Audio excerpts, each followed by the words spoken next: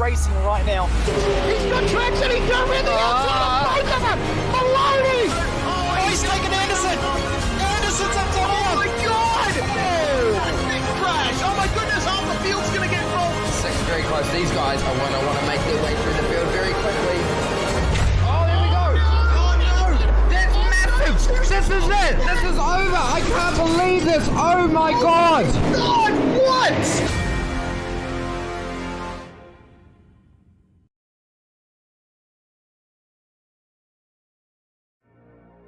Welcome one and welcome all to SimSpeed TV this beautiful Saturday afternoon / evening. In the Oceania region, you are watching the Majors Series, International Division, the Nurburgring 2.4, the fourth round of this championship. Fifth round, I should probably say. Already gotten a mistake in, so we're tracking pretty well. My name is Reese Gardner, to put a name to that, and Jay Kennedy joining me in the commentary box for this one. Jay, we're at the Nurburgring, the massive combined circuit, Nordschleife and Grand Prix circuit, the same track that is used for the real-life Nürburgring 24-hour endurance race. And we've got multi-class here, Porsche Cup, GT4 and TCR. 3 classes and some pretty good fields in all 3 of them. 100%. We've got some very, very strong fields. We've got 14 Porsches in the Cup class. We've got 14 GT4s and we've got 12 TCRs. So that's a very, very strong field. Any more than 10 in a class in this sort of multi-class race, I reckon, is a very, very strong field. It means that we're going to have some great racing. Very, very close times in qualifying. Drivers are still doing qualifying and have drivers briefing at the moment. So some drivers are juggling both, but it means that we're going to have a very, very entertaining race, I feel. Yes, indeed. Every driver's gotten 4 laps within the hour to set a time for the grid. There are 3 drivers that have yet to set a time in qualifying. Simon Mizomo and Johnny Bell in the GT4 class, and Jake Manhire in the Porsche Cup class. And the Porsches are the fastest class here. So Manhire is probably going to be starting at the back and is going to have to work his way through the GT4 and TCR field to try and get up to the 13 other drivers in that class. Let's take a look at the magnificent Nürburgring. Been around since the late 1920s, it has, and it is the most legendary circuit in the world for a reason. It is incredibly long. 26 kilometers and 170 turns is the Gesamtstrecke 24-hour layout. And you see it doesn't quite pop up on the satellite imagery when you zoom in, but when we highlight the track map, that is where everything is situated. And if you look at the Grand Prix circuit down at the bottom of the image, the Grand Prix layout of that circuit uses the Mercedes Arena and the tighter chicane, but both of those areas are bypassed for the 24-hour layout. It results in an opening sequence of turns that is very tight and very difficult to get right. Definitely, it's a tough little start to the lap, isn't it? Especially after you've had such a long break down that huge long straight, and then you've got the little twisty section before you come onto the pit straight. And those two combined, it gives you a real chance to regain your focus and get your mental capacity back to a little bit of normality. But you're straight back into it after that, and 175 plus odd turns. It's quite a difficult beast, but once you can try to tame it, you feel like you've never quite mastered it, have you? You always feel like you could have done something better. Yeah, absolutely. Jackie Stewart called this place the Green Hell, and quite an apt nickname for this place. It's been traditionally quite an unsafe circuit, but we don't have to worry about that much in sim racing. Here are the championship standings for the Pro Division. Cameron Dance leading the championship by 10 points from Thomas Hinz after a pretty consistent performance from both of those guys in the previous round, the Musket 250 at New Hampshire Motor Speedway. Harold Stadler in third with another great performance at the last round, and Dwayne Burns, a bit of an oval specialist, managed to rocket himself up to fourth in the standings, which is pretty nice to see, equal on points there with Philip Morton. But if Robert Northway, as you can see, can get a leg up on them in this race, then that will be a very tight battle for fourth indeed. In fact, you can see that the gaps are quite close all the way down. Yeah, and that also includes a drop round of both oval and road. So it's painting a little bit of a different picture due to the drop round situation. But what that does show is that Cameron Dance has absolutely dominated. I mean, his worst round in the championship is a first and a second. You can't go much better than that. No, certainly not. Cameron certainly backing up his performances over the past few seasons here in the Majors Series. The Sportsman standings are quite close indeed. Brad Clank leading by 6 points from JM Thomas, but Jake Manhire and Brett Gerards equal on points. And as you can see again further down the order, everyone's only separated by 12 points. So depending on how these drivers finish and which of them have turned up today, these standings could go anyway.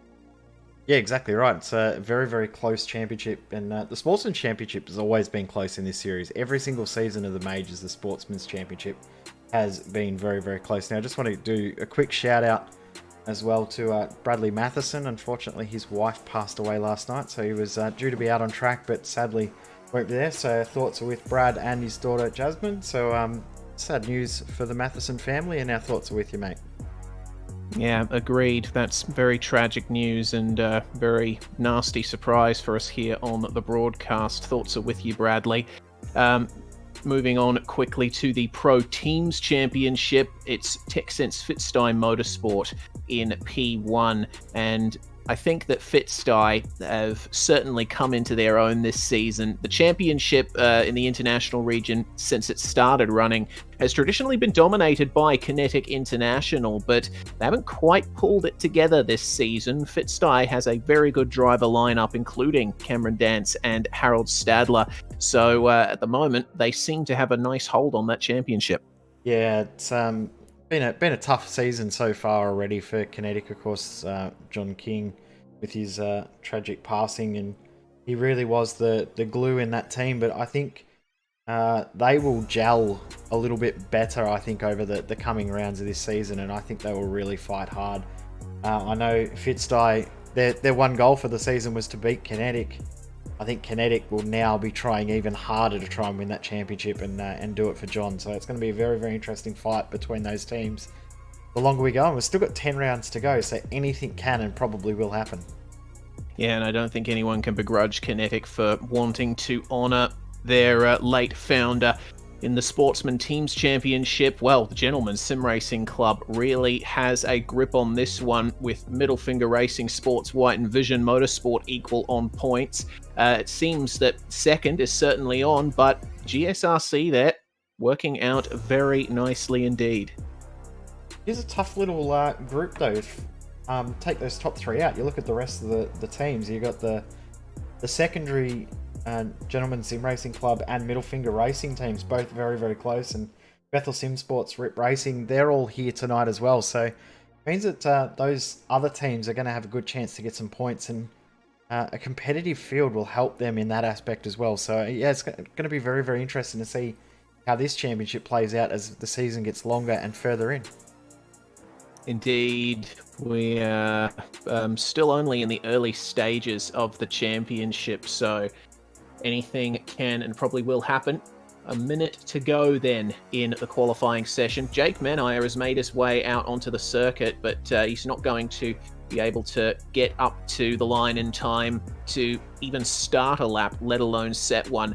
But still, it's a good idea to get at least a bit of track time in before the session ticks over, just to get an idea of the conditions. Speaking of the conditions, it's pretty cold out there. We're at just past 8 in the morning in virtual Germany, and 17 degrees air temperature, 18 degrees track temperature. That's obviously in Celsius. So if you're starting on those colder tyres, then you're going to have a bit of trouble, especially on the Grand Prix circuit.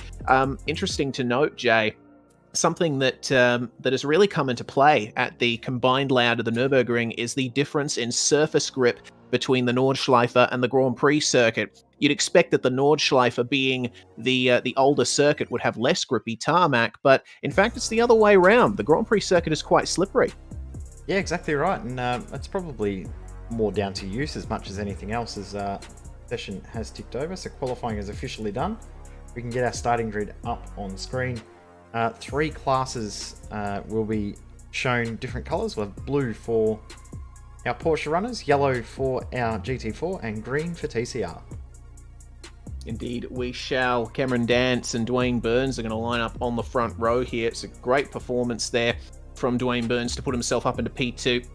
Brenton Jewell and Alexander Sheridan third and fourth, with Thomas Hinz and Adrian Steffen taking up the third row of the grid. It's Shane Bowen and Mark Newton in 7th and 8th, with Peter Vostrel and Gavin Barber rounding out the top 10 in Porsche, with row 6 taken up by Brett Gerards and Daryl Hockey. Ryan DeCartier McCarthy is the final Porsche towards set of time. My goodness, Bliss. That is quite the scare that we've just been given. Harold Stadler is on pole in the GT4 class in his Porsche, I believe. He is driving the Porsche. Philip Morton and Will Leslie make it an all BMW second row there, with Josh Nowak and Dean Moll on row 9.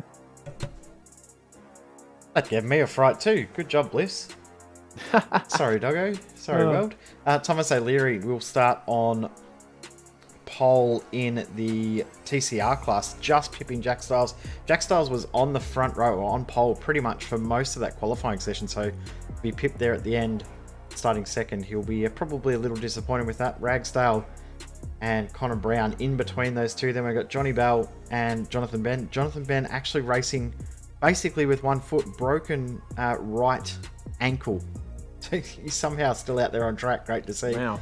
We've got Scott Corbin, Daniel Stevens, Eric Antilli, Damon Stockton, Dina Lacey, and Adam Cahill. Our top 30 cars. We've got a few drivers mixed in together here. We've got Julian Mookie and Brad Klink in the middle of some more TCRs, that being J.M. Thomas, Jake Fox, Pierre Kazan, and Phil Otto. And the last 2 drivers will be Mizomo and Manhire, who didn't get laps in. Indeed. And of course, this being the start of a Nurburgring Endurance Championship style race, there's no separation between the classes on the grid. And we've got 6 drivers in Zoom tonight. We've got Mr. Cameron Dance up on the top left, Daniel Stevens in the middle. It looks like motion rig there for a new driver on Zoom, Jay. Yeah, Gavin Barber, he's joining us on Zoom in the top right. Then we've got on the bottom row Simon Mizomo, Thomas Hinz, and Mr. Jonathan Ben with that 1 foot. Indeed. Well, that's going to be some right foot braking there for Jonathan Bain. The field is moving away, and the pace car is come into the pits already. We got a start on, and Cameron Dance has gotten off to a great jump there off the start, leads the way across the line as the green flag flies, and then shifts over to drivers left to enter into the first chicane here at the Nurburgring. And it's a pretty clean start here. No, it's not. We've already got a car spun around there. That is Alexander Sheridan getting turned around at turn 1 by Thomas Hinz, and Hinzy already on the radio apologising for that one. And the GT4 class has held back from the Porsches. They are already away, and leading the way into turn 1 is going to be Harold Stadler. Philip Morton making it a Fitzstein Motorsport 1-2. We look back on the McLaren of Matthew Ragsdale briefly, as our TCR class has sorted themselves out and is getting off to a good start as well. Thomas O'Leary leading by about a country mile from Jack Stiles. The top 2 breaking away. There's a move by Scott Corbin on the inside of Daniel Stevens, but Daniel keeping it nice and tight in the second phase of the chicane to get it done. But that's a great exit from Damon Stockton. He's going to get alongside Daniel Stevens, coming into the left-hander coming down the hill. Yeah, nice little run there. I thought that it was way too shallow, but he's managed to make that work and just squeezes through and pushes Daniel Stevens a little bit wide and hits that spot finally. No, he doesn't, because he's run a little bit wide himself. Oh dear, very close racing here in the TCR class, and I love the racing that this Audi RS3 LMS produces. Oh, Stockton a little bit deep there into the Dunlop car, and that has worked out very badly for the drivers behind them. You see a kinetic car making its way through the gravel trap as a result. That's Scott Corbin, who was tapped wide in the midst of all of that, so he takes up the near rear of the field. Jake Fox in the kinetic number 08, bringing up the rear there. But checking back in with the Porsche class, they're already making their way through the Hatzenbach section of the Nordschleife. They are on to the nice old circuit here at the Nurburgring, and looks like it's going to start to be on for second here with Brenton Jewell really putting the pressure on Dwayne Burns. Definitely is. He's starting to apply the blowtorch and closing that gap down. Can close these gaps in quite quickly, and very, very easy to make minor mistakes, and minor mistakes can be very, very amplified here as they come up over the rise. I love that. That is probably my favourite part of the circuit there. That and the other little jump in the back half of the circuit. Two favourite spots. Awesome. Yeah, that's Flugplatz that they just went through there. And yeah, well, it's a pretty literal meaning in Germany. Flug means flight, so that's where the cars go airborne. Pretty simple naming terminology there. Coming down to Arenberg now are the Porsches, as GT4 looks like starting to catch up to Philip Morton. Here is Josh Nowak in the Kinetic number 73. Josh Nowak, of course, a former champion of the International Division of the Majors Series, and really keeping those Fitzstye Porsches honest. Definitely is, isn't he? He's just sitting with them. We heard that most drivers were saying the Porsche is the go-to car. The McLaren? Oh, no.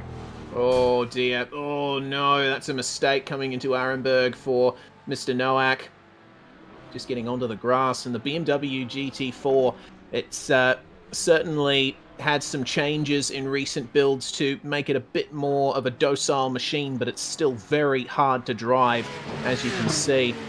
So that's a big shame there for Josh Nowak. Meanwhile, in the Porsches, the 027 of Ryan Ducati and McCarthy. He's gotten past Daryl Hockey and Alexander Sheridan, and starting to put some pressure on Jake Manhire, who, despite starting from the back of the Porsche field, is really starting to make his way forward. Yeah, Brett Gerards has dropped off the back. He had an incident not too long into the race, so he's dropped off the back. But yeah, this little packy quite spicy, and as you said, Manhire doing a very, very good job of bridging that gap. Speaking of bridging the gap, have a look at how close Brendan Jewell and Adrian Stefan and Thomas Hinz are now to the back of Dane Burns. Dance has checked out, he's gone into the distance, but the rest of this top five, very, very tight. Absolutely, and making their way through the Mutkuna section of the circuit.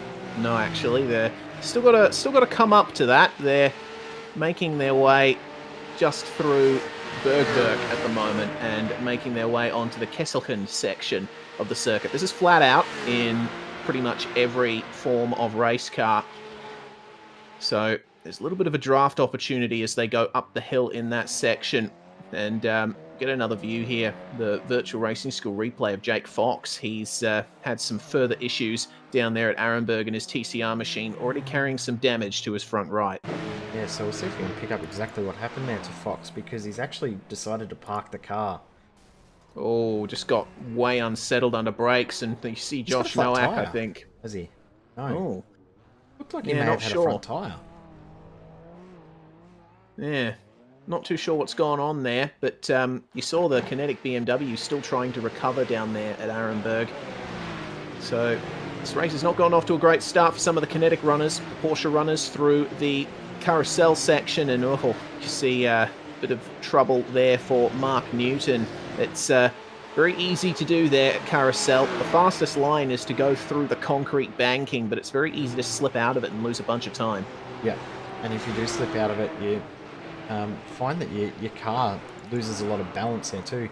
Seeing Brad clank through on Johnny Bell, and Johnny Bell a little bit slow here through the one of the fastest sections, probably the most dangerous section of the track, because you are going at such high speed through a very, very tight, twisty section of circuit. So very, very difficult part of the track. Johnny Bell, the 32, just holding on. Yeah, for the time being, he'll be able to try and keep up this run through carousel. They all managed to slot themselves in very nicely. Bell taking a bit more of the inside, hooking the car around, getting a pretty good run out of carousel himself. Have a look at this for TCR. This is pretty fantastic. Damon Stockton really pressuring for third place here. Daniel Stevens has managed to hold on to pretty good position. Still running in second. Oh no, that's a problem there for Connor Brown. He's had a bit of a whoopsie coming off the, I think that's Stefan Beloff curve, or Brunken, somewhere around that area. Let's see what happened to him. It's actually just coming off the Style Strecker section. Oh, there was a problem for Johnny Bell in front, and they both ran across the curb. Been an incident at the front. Oh, Adrian Stefan had an incident, so we'll see if we can pick that up on the VRS replay as well. Big thanks to Virtual Racing School for their support of us here at SimSpeed TV. That's Hins. Oh dear. Stefan. I'm not too sure how to call that. That was a bit of a racing incident between those two. Hinsey obviously getting the run and going for the move at the right-hander. He was alongside, but then just had to back it up a little bit as they came up towards the apex and ended up turning Stefan around. So that's the second incident for Thomas Hinz on this first lap. He'll certainly be unhappy with that one. Looking at the onboard, I don't think Hinz did too much wrong there. No. Just a case of, you know, the run was there, he took advantage of it, got alongside. Well, our Porsche leaders,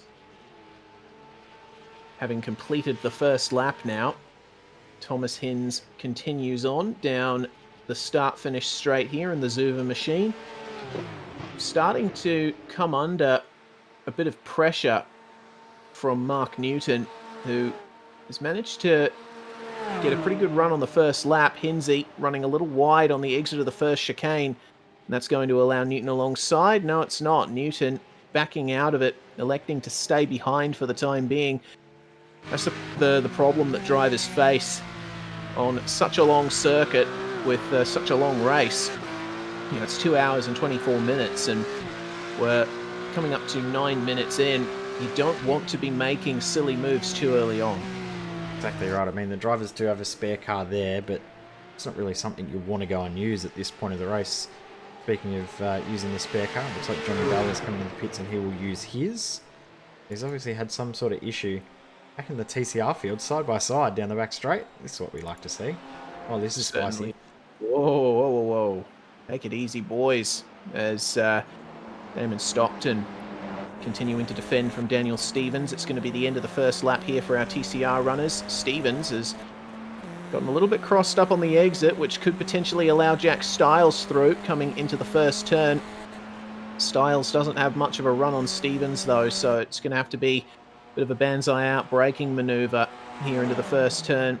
We saw Stevens taking this wider line through turn 1 on lap 1, and he was well able to defend the position, but slowing up a little bit more in turn 2, and that's going to allow Stiles the run on the way through down the hill. Yep, exactly right. We'll allow a little bit of a run.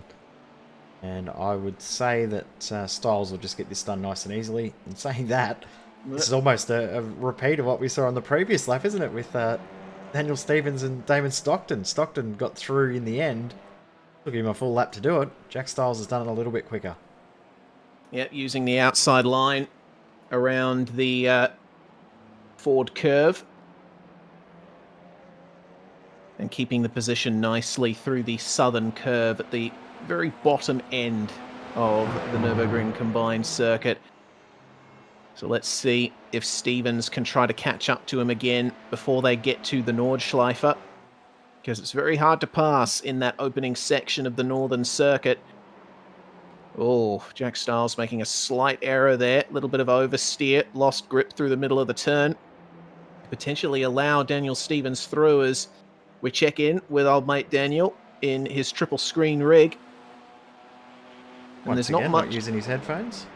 Indeed. There's not much of a passing opportunity down here at the chicane, because the 24-hour circuit uses, as you see, the faster version of the chicane. So there's not much of a heavy braking zone. But onto the Nordschleife they go again, and Daniel Stevens just holding on. Hopefully he can stay with Jack Stiles and they can work together to try and catch back up to Damon Stockton. Yeah, and Stockton's pulled a little bit of a gap, 1.5 odd seconds. Interesting that O'Leary has pulled a pretty big margin already too. What's that? Around about 11 seconds ahead of Stockton is O'Leary at the moment. So a fairly big gap that he's already pulled. Yeah, it's been a very good opening stint here by Thomas O'Leary. All on his lonesome out there on circuit.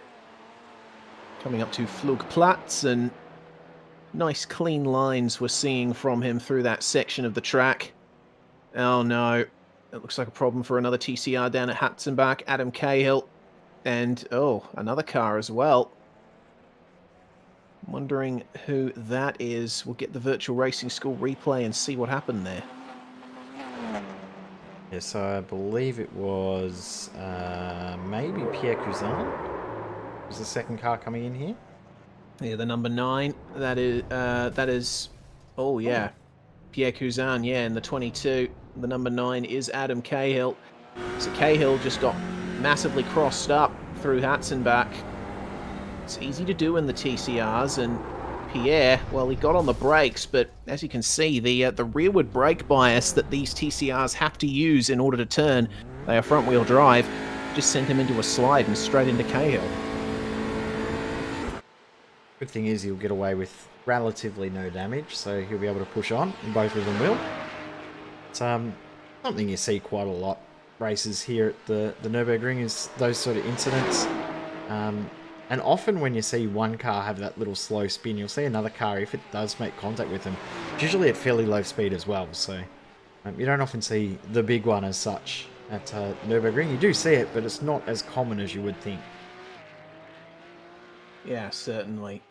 Cameron Dance holding on to a 6-second lead here at the front of the field, and the championship leader showing why he is at the front in this championship. He can jump in just about any car and go fast, as Brenton Jewell getting past Dwayne Burns for second, and we'll see if he can try and pull away here, but Dwayne Burns is shadowing him very nicely. Definitely is. He's just sitting there watching, waiting, and trying to work out when he can get that move back through. Good to see Brendan Jewell out there, and has done a very, very good job to gain a position into position 2. I believe he started P4 from memory. No, P3. So gaining a spot. Always tougher to gain spots when you start at the front of the field because there's not many to gain. Yeah, exactly, and driver's very competitive at the front of the field as well. Here's Gavin Barber, currently in 9th and making up a position off the start. And Gavin has got for company Adrian Steffen, who is still carrying some damage from that incident with Thomas Hinz on the previous lap.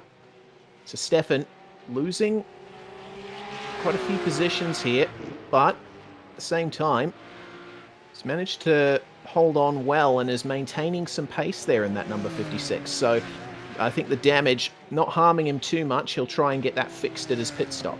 Yep, and of course he's got the option to run that spare car at some point as well, so he might opt to do that early, or will he hold on and leave that for the last stint? That's something that the strategic element of these races comes into play as well. We see that mainly on oval races where drivers strategically use their spare car, but in these sort of races it's not as often used in a strategic sense, but the longer the races go, the more that sort of strategy can come into it. So does Adrian Steffen take it now at the next pit stop, at his first pit stop, and try and work his way forward from there, or does he opt to not use it and in hope, if I could actually get my words out, in hope that he doesn't have a bigger incident and later on, and then not have a spare car at all?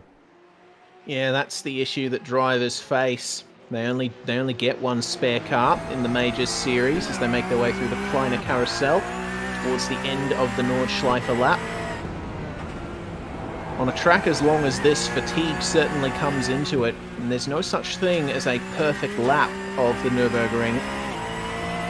So the drivers do have to drive it, I'd say probably 8 or 9 tenths at most if they want to try and get the best out of their cars, and that damage certainly not harming Adrian Steffen in a straight line in the draft here behind Gavin Barber.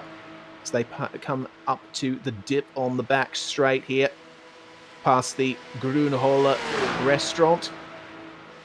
Side by side through the left-hand kink, and you see the damage come into effect there for Adrian Stefan. As soon as he pulls out of the draft, he just loses all of that momentum he was gaining. But Barber lifting off the brakes to let Stefan through there. So electing not to try and fight too hard into these sweeping turns towards the end of the lap, I think a pretty wise decision. 100% agree. It's not that bad an idea to just hold on and come back and fight for that position later on, because if he's able to match him for pace, Barber will be able to get back through the same spot on the next lap, or maybe even earlier. So he'll likely be able to get that spot back, but they'll continue their fight. Have a look at a few more drivers that we got on boards of. Familiar face to us. Now, how's this? Jonathan Ben, he messages me 15 minutes before we go live. I've joined in the wrong car. And was cleaning up at his old work. He fell out of a bin, damaged his tendon, and fractured his ankle. Well, that's certainly Sounds not a painful. way to... Yeah, very painful, and not a great way to get your majors night started, but he seems to be holding on very nicely, running in 9th in GT4. And speaking of other GT4s, Josh Nowak, it seems, has... towed back to the pits, and I've just gone back and watched. It's quite an epic incident for Mr. Nowak. If we can try and get a replay of that, it's certainly a good way of demonstrating how dangerous the Nordschleife can be. Nowak was just coming up to the Schwalbenschwanz section of the circuit, and you'll see as he comes through these turns, there's a bit of a rise and a dip where the car gets airborne on the entry to a fast right-hander, and Nowak's trajectory was just wrong at this point. He got majorly unsettled as he came through the dip, and wow, rear end in the air and flipping over heavily into the wall. So he is still in the pits there. Driver still in the car, so he's towing and will probably take his spare car from that. Yeah, I would think that that's spare car material. It's not really how you want your race to go, so unfortunate for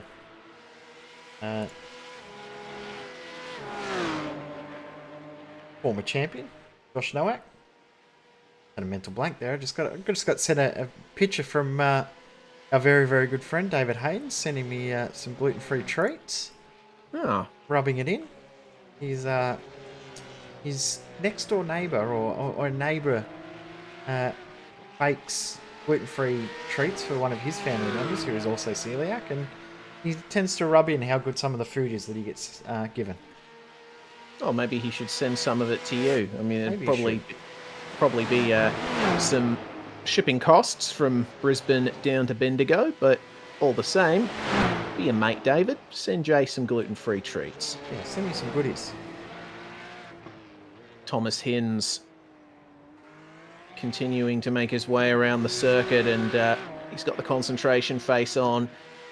He's on his own at the moment, in 4th place behind the battling pair of Dwayne Burns and Brenton Jewell, who are continuing to shadow each other very nicely. But Hinz recovering well from that not entirely optimal first lap he had.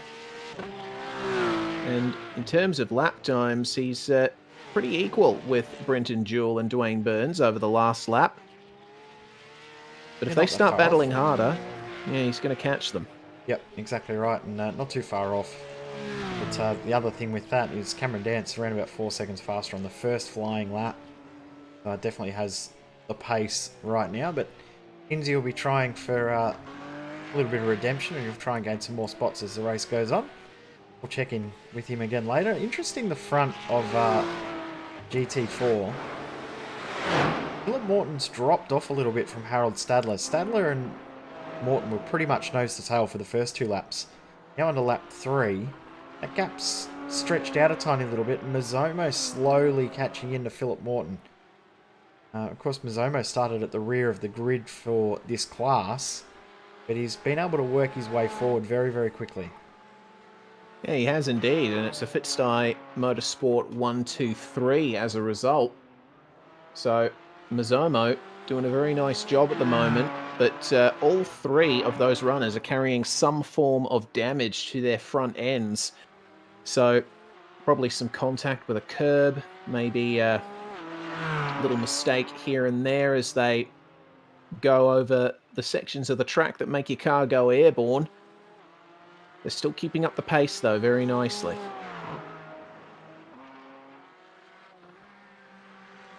You see Mizomo started 12th in class, up to 3rd. He's got about 10 seconds to catch car of Philip Morton ahead. Here he is. Yeah, Mizomo. Ugly tennis grips for his wheel grips. Yeah, for sure. Certainly visually striking at the very least. You see in his wheel work just how much the bumps affect the cars around these sections of track.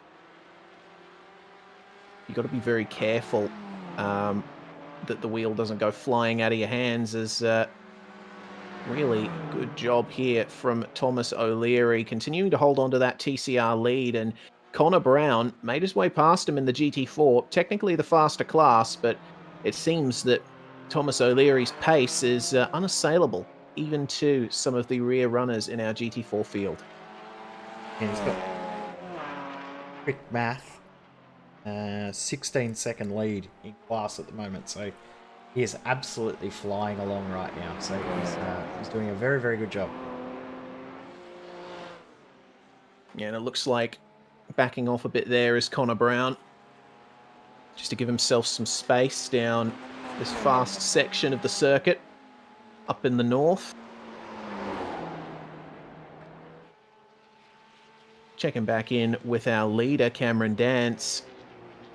He is driving as a consummate professional right now, holding on to that lead very nicely. He's stretched it out to 10.5 seconds. So he seems to have that car sorted beautifully. Yeah, he only ended up needing to do one lap in qualifying as well to put it on pole. He was very, very happy with his lap that he did, and parked the car straight away. And he said that he probably wouldn't have to go out unless he had to, or he wouldn't go out unless he had to. He was down there trying to stretch. He's actually been having some issues all week with his right eye, so good to see him out on track. He was actually worried that he wouldn't even be able to race this week, so been able to get the car back out on track, get himself sorted, and away he goes again. Good stuff there from Cameron Dance. A battling pair in the Porsches. It's Alexander Sheridan chasing down Peter Vostrel. And this is just coming onto the back straight here. The draft comes into effect from about a second back, so Sheridan might be able to catch Vostrel up here. You see him just getting slowly larger and larger. And wow, that is quite a powerful draft there for Alexander Sheridan. Probably won't be able to pull alongside to make the move. So they're just coming up to the kink now. Well, he does pull alongside, and it looks like Vostrel just lifted off there to let him go. I think Vostrel just knew that the momentum was going to be there, and rather than fight hard now, as we said earlier, you pick your battles and save yourself for later on. Probably not the silliest play to just let him through there and continue on and fight another day. Complete lap number 3, start lap number 4. Won't be long before we start to see pit stops as well, as Ryan DeCarty McCarthy and Daryl Hockey go at it. Exactly what Peter Vostrel didn't want to have to do there was what Daryl Hockey was doing. Try and hold on to the position through the tougher sections of the circuit. Full throttle, downhill through the kink, and then into a braking zone. You don't want to be trying to go too wide through there. Nah, at least certainly not at not. this point. Nah, especially not with how tall the curbs are at that section. But Hockey going for the move into turn 1. And oh dear, big lockup as he makes his way through. But he does get the move done there on DeCarty and McCarthy. Question is, how long can he hold on to it? He's managed to get a pretty good exit from the chicane. So I think that position is safe for now. at least until they get to the second half of the Grand Prix circuit. A little bit of a wiggle there from Hockey, though. That opens the door to allow Ducati McCarthy back through. And this Porsche Cup car, very hard to drive at the best of times. It's one of those cars on the iRacing service that if you manage to master it, you can pretty much drive anything. It's got the engine hanging out over the rear axle and tyres that are effectively made of cement. So very difficult to wheel one of these cars around a circuit, especially one like the Nordschleife. That threw me. I wasn't expecting that to be the comment you made about the tyres.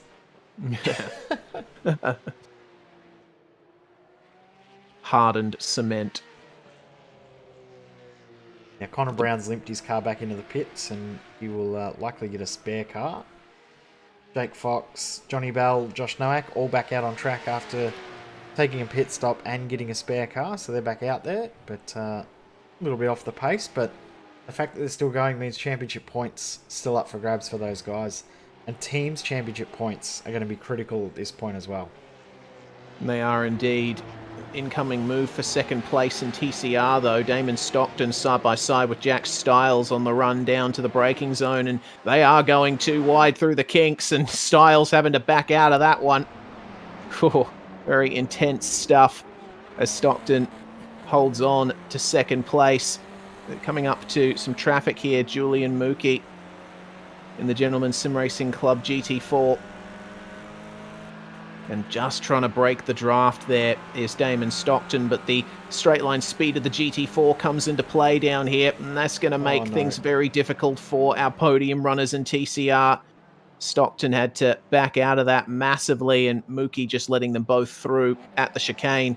So he is out of their hair now, but that has extended the gap that Damon Stockton has over Jack Stiles for now. Yeah, Stiles is going to have to work hard to close that gap back in again, isn't he? He's going to have to try really hard to get his way forward enough to, be able to pressure a positional move out of Stockton.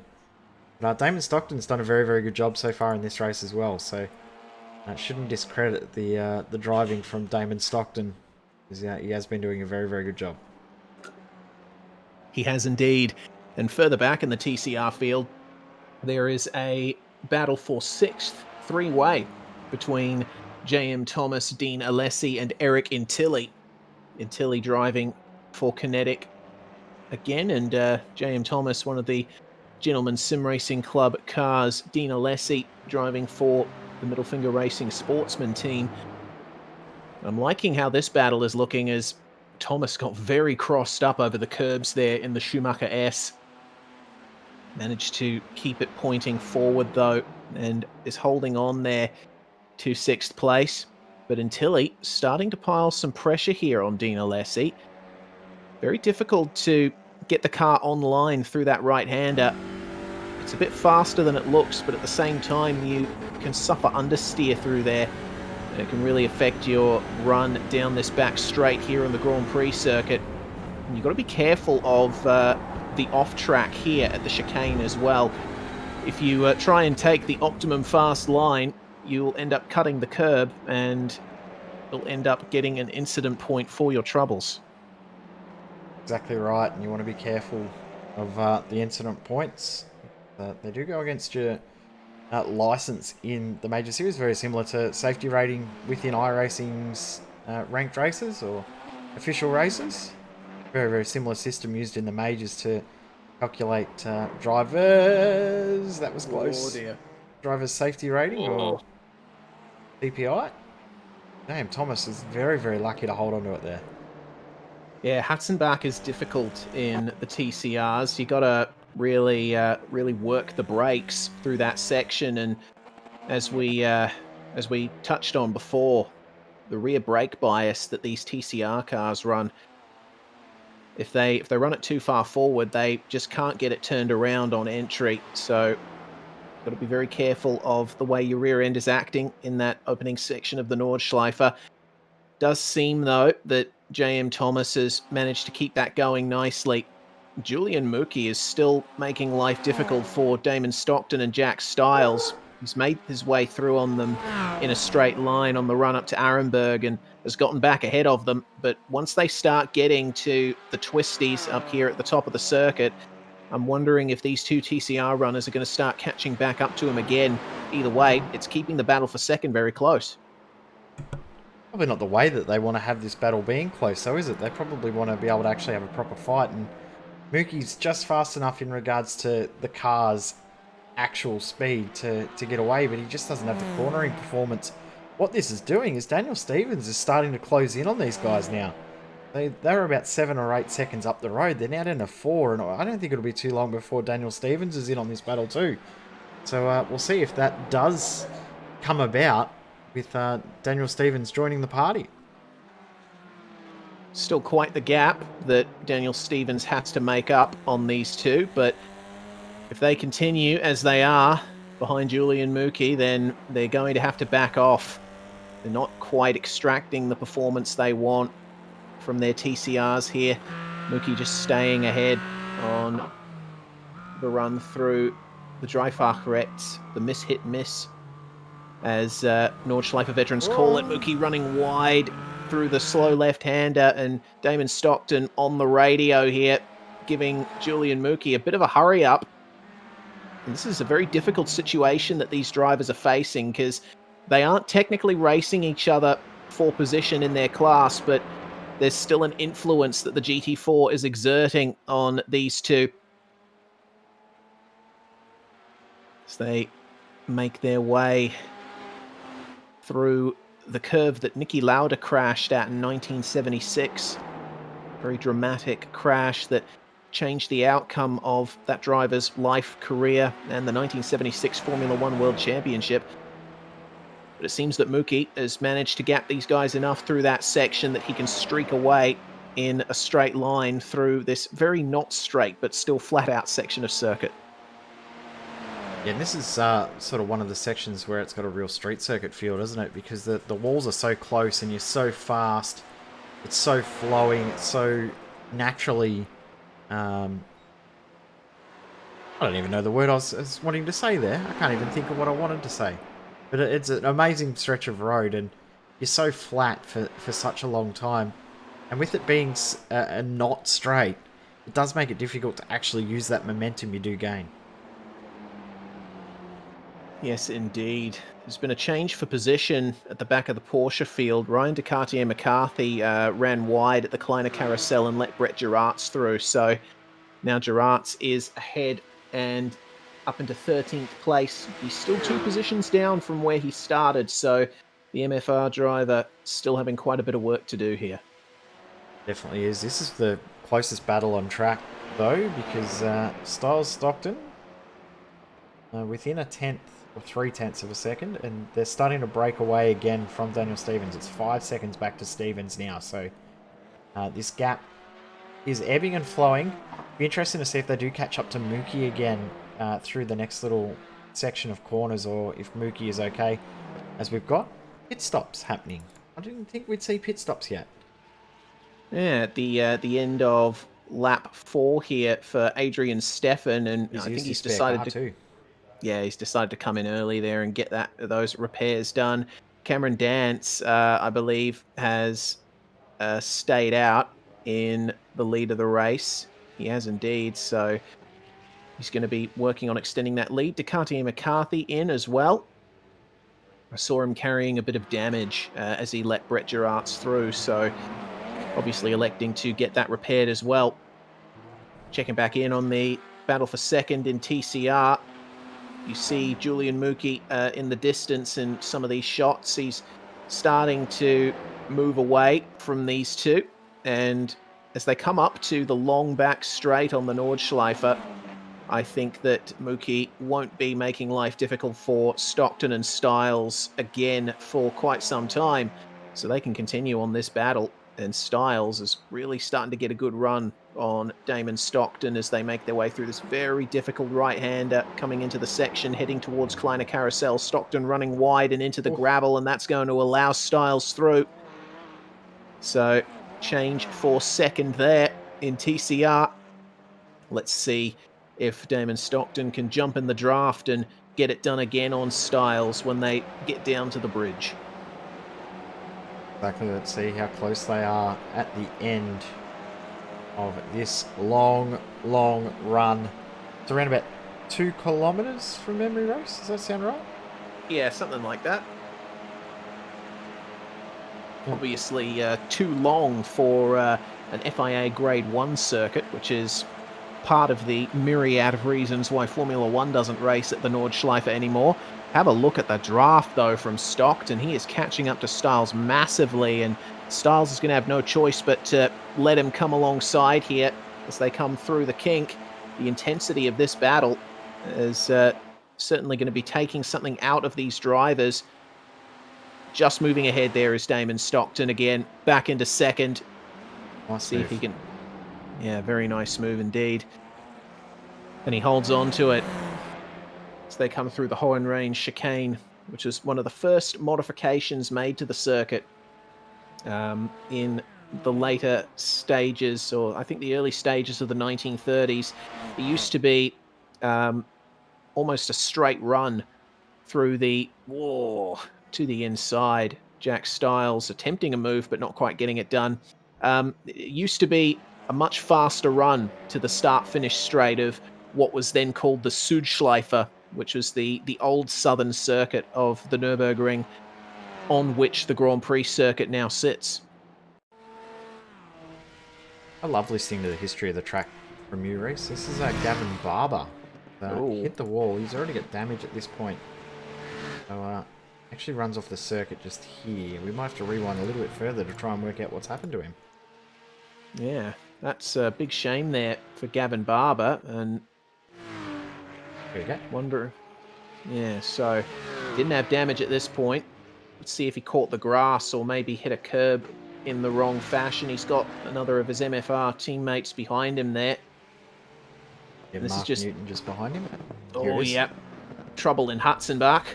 Just caught the curb and sent the car sideways and hitting the Armco. So, poor Gavin Barber, he's going to have to make his way all around the nearly 20 kilometers of this circuit to get that thing repaired. And I think in the early stages of the lap is the last place you want to have an incident like that, because you're going to have to deal with that damage and lose so much time all the way through to when you get back to the pits. But Yeah.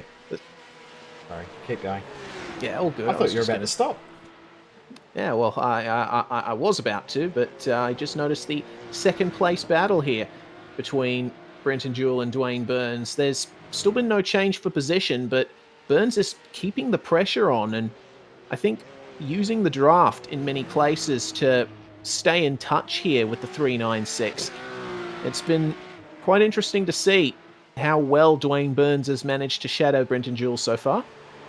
100%. He's done a very, very good job of just, as you say, shadowing him. Not close enough to get a move done, but he's just there to be a little bit of a menace. Now, something I completely forgot about pre-race that I was wanting to bring up is the controversy of this circuit through the section just coming up here where they get that little bit of air, that little jump through the second half of the lap. I think it's not too far from here, is it not, Reese? Yeah, true. It is coming up very shortly. So in the Porsche Esports Super Cup, if you cast your minds back about 6 or 7 weeks ago, Sebastian Job, over the jump, changed gear at that exact moment, and it blew his engine from position 3. Controversially changed the entire championship, basically handed the championship win to Josh Rogers just from one gear change. That is something that the Porsche Cup cars are susceptible for, is when they're airborne, there's no load on the car, changing gears and then the car loading up again, it can pop the engine. So the drivers do have to be careful just through there of where they do change the gear. They change it in the wrong spot. We could see some blown engines in these cars. Well, that's certainly something to look out for, and I mean that conclusion to Porsche Esports Super Cup was certainly quite dramatic, and I think still pretty well earned championship win there for Josh Rogers and Virtual Racing School co-ender SimSport. But you do have to feel for Sebastian Job in that particular circumstance, because you know, one gear change being all the difference that it makes, it'd be something that you'd be ruining for a very long time. But at least it's a lesson well learned as the battle for second in TCR continues. I think the thing that probably made it hardest for him was he was the only car that had a blow up during the race, so that probably made it a little bit or a sour of an incident for him. Julian Mookie has checked out from these guys a little bit now. He's 5 seconds up the road, so that's made this battle probably intensify a little bit more because now they can just solely focus on each other. They probably weren't focused on each other quite as much while they had Julian Mookie right there with them. So now that they can focus on the true battle, oh, big slide there for Damon Stockton. They will continue to actually have a proper fight now. Indeed, they will, and I really admire between these two just how clean the battling has been as well. You know, they've been racing each other hard, but they've been taking care, which is always nice to see. As I say many times, especially around a circuit like this where the walls are close at all times and many turns are quite quick. Here's Brenton Jewell making a pit stop in the Porsche Cup class, so that's going to allow Dwayne Burns through there into second place, but he's continued to stay out, as has Cameron Dance. So I think a bit of working backwards in terms of strategy from some of these drivers. It's not a bad ploy of doing that, working backwards to your short stint first, and you can find yourself in a bit of track position as well. So the other downfall to that is if you do time it wrong, you can end up in traffic. So you've got pros and cons of doing it each way. I've always been more of the proponent of splitting the race up equally, working out how many pit stops you need to do and then doing it equally, but I was never any good, so that probably doesn't really help. Now, can always count on the self-roast here at SimSpeed TV. I know that I just had another moment. And we did, but it hasn't impacted the battle for second in TCR just yet, as we make our way towards the carousel. Both of those drivers in the TCR making their way through very nicely once again. Managing to keep it well within the concrete banking. You can end up losing quite a bit of time through that banked section, as it's actually a pretty good run from Jack Stiles up the hill. But Damon Stockton going to keep holding on to this one here. It's all about rhythm in this section of the circuit. And of course the curbs are there at all times to try and unsettle you. You don't want to ride these curbs because all of these cars set up pretty firm in terms of suspension. Oh no, it looks like a problem there for Adrian Steffen, and that's at the turn 1 and 2 chicane. Bit of a spin there. Not what he would have wanted on his first flying lap as well, after he'd done that pit stop the lap previous. We'll see what's happened to him. It's a strange position for him to end up in. Yeah, oh, wow, okay. Low speed spin there for Mr. Steffen. He managed to avoid putting it in the wall again, but still, yeah, only just. Yeah, I think maybe just at the initial throttle application, the rears weren't quite loaded up as he would have liked, and that's what sent him around. Meanwhile, Simon Mazzomo still running third in the GT4 class, as Harold Stadler and Philip Morton have gapped each other. Mazzomo he's not quite gained much on Morton here, but all the same, this is a good position for Fitzstein Motorsport to be in, taking up the top 3 positions in this class. All they have to do is keep doing consistent laps, keeping it on the black stuff, out of the wall, and they'll be able to come away with a good finish here. I think there's almost no competition here for the podium, because Will Leslie is quite some time back on Mazzomo as well, to the tune of about 12 seconds. Yeah, last lap by Mazzomo was 5 seconds quicker than Phil Morton, so Phil obviously had a little bit of an oopsie there because he was about 6 seconds off his personal best lap. This battle's continuing on, but this time the run down the straight is in reverse, and Jack Stiles was a little bit close there.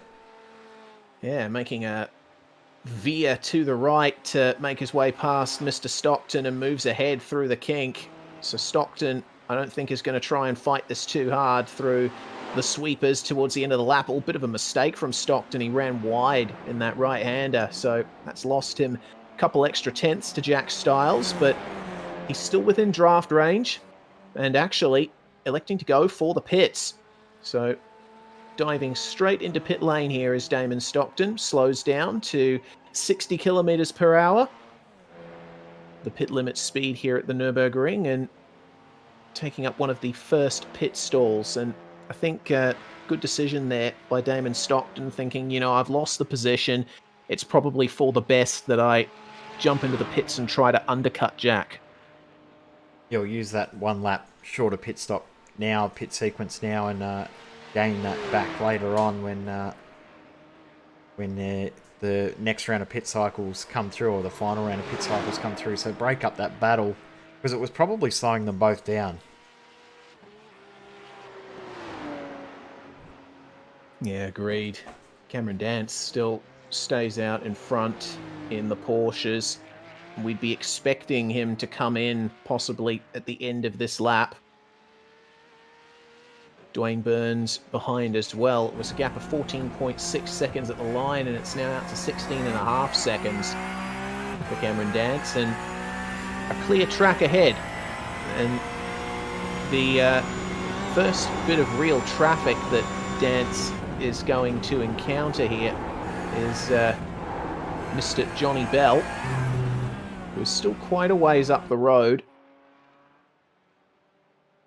He's just making his way onto the back straight now. So Dance with a lovely clear circuit ahead of him. Clear air to maximise his pace. But as the race goes on, you're going to start to see traffic come into play for our Porsche runners. Another virtual racing school replay here for one of the MFR cars. And it looks like this is Mark Newton carrying some damage to his front right. So what happened to him here? And you see that the car was already crabbing there, wasn't it? Yeah, it was. So he's just elected to pull that one over.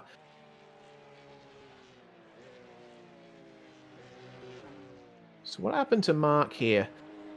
Making his way through the right-hander. Maybe a slight slide somewhere. Maybe hit a curb wrong. We'll have to just wait and see. Oh, he locked up, then went into the wall there. Through Brideside. It's very easy to do.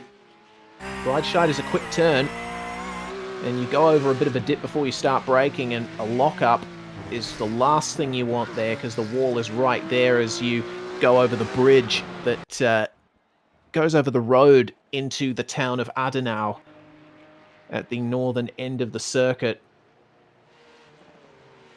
Very difficult there for Newton. Hopefully he's able to get that back out there and get some points. Thomas Hinz, meanwhile, catching up to Dwayne Burns. He's really reeling him in. Definitely is reeling him in. He's closed that gap in pretty quickly, hasn't he, on this lap? I mean, it was around about 6 seconds last time I looked at it. And I'm wondering if the pit stop from Adrian Stephans maybe hindered Burns' pace, and now he's just, you know, being by himself, not having a car to follow, may have hurt the actual true pace of his car. We'll see how this little fight plays out, and whether Hinz can get through rather quickly, or whether Hinzy waits a little bit longer. Well, he's in the draft. Could potentially save a little bit of fuel here. Cameron Dance is just coming out of the final turn up ahead, and he's avoided the pits for another lap. So what are Burns and Hinz going to do? Hinzy now right on the back bumper of Dwayne Burns. One of the places on the circuit where you can use the curb to try and cut the back end of the circuit, and they both avoid the pits again. An interesting point from Sam H in the broadcast chat, wondering what Stockton's strategy is. So are we. He says TCR's on the boundary between doing 9 and 10 laps on a tank. Staying in the slipstream might have saved enough fuel, unless he only started with 5 laps worth. Yeah, it's an interesting situation there for Stockton. I would have to agree. I think he's reversed engineered the race. He's done his short stop early rather than doing it at the end. Oh, you see Mazomo right on the tail now of the car of Philip Morton, so I'm going to guess that they'll just change position nice and easily. This battle continues on. There's another battle starting to brew as well. Daniel Stevens has dropped a little bit of ground, and Scott Corbin's been closing in very, very quickly. Yeah, Daniel Stevens has not been able to keep that level of pace up. Maybe making just a few small mistakes, and he sticks tight through Bergwerk, which slightly compromises the exit. That's going to translate into a slipstream for Scott Corbin here up the hill, which is quite advantageous.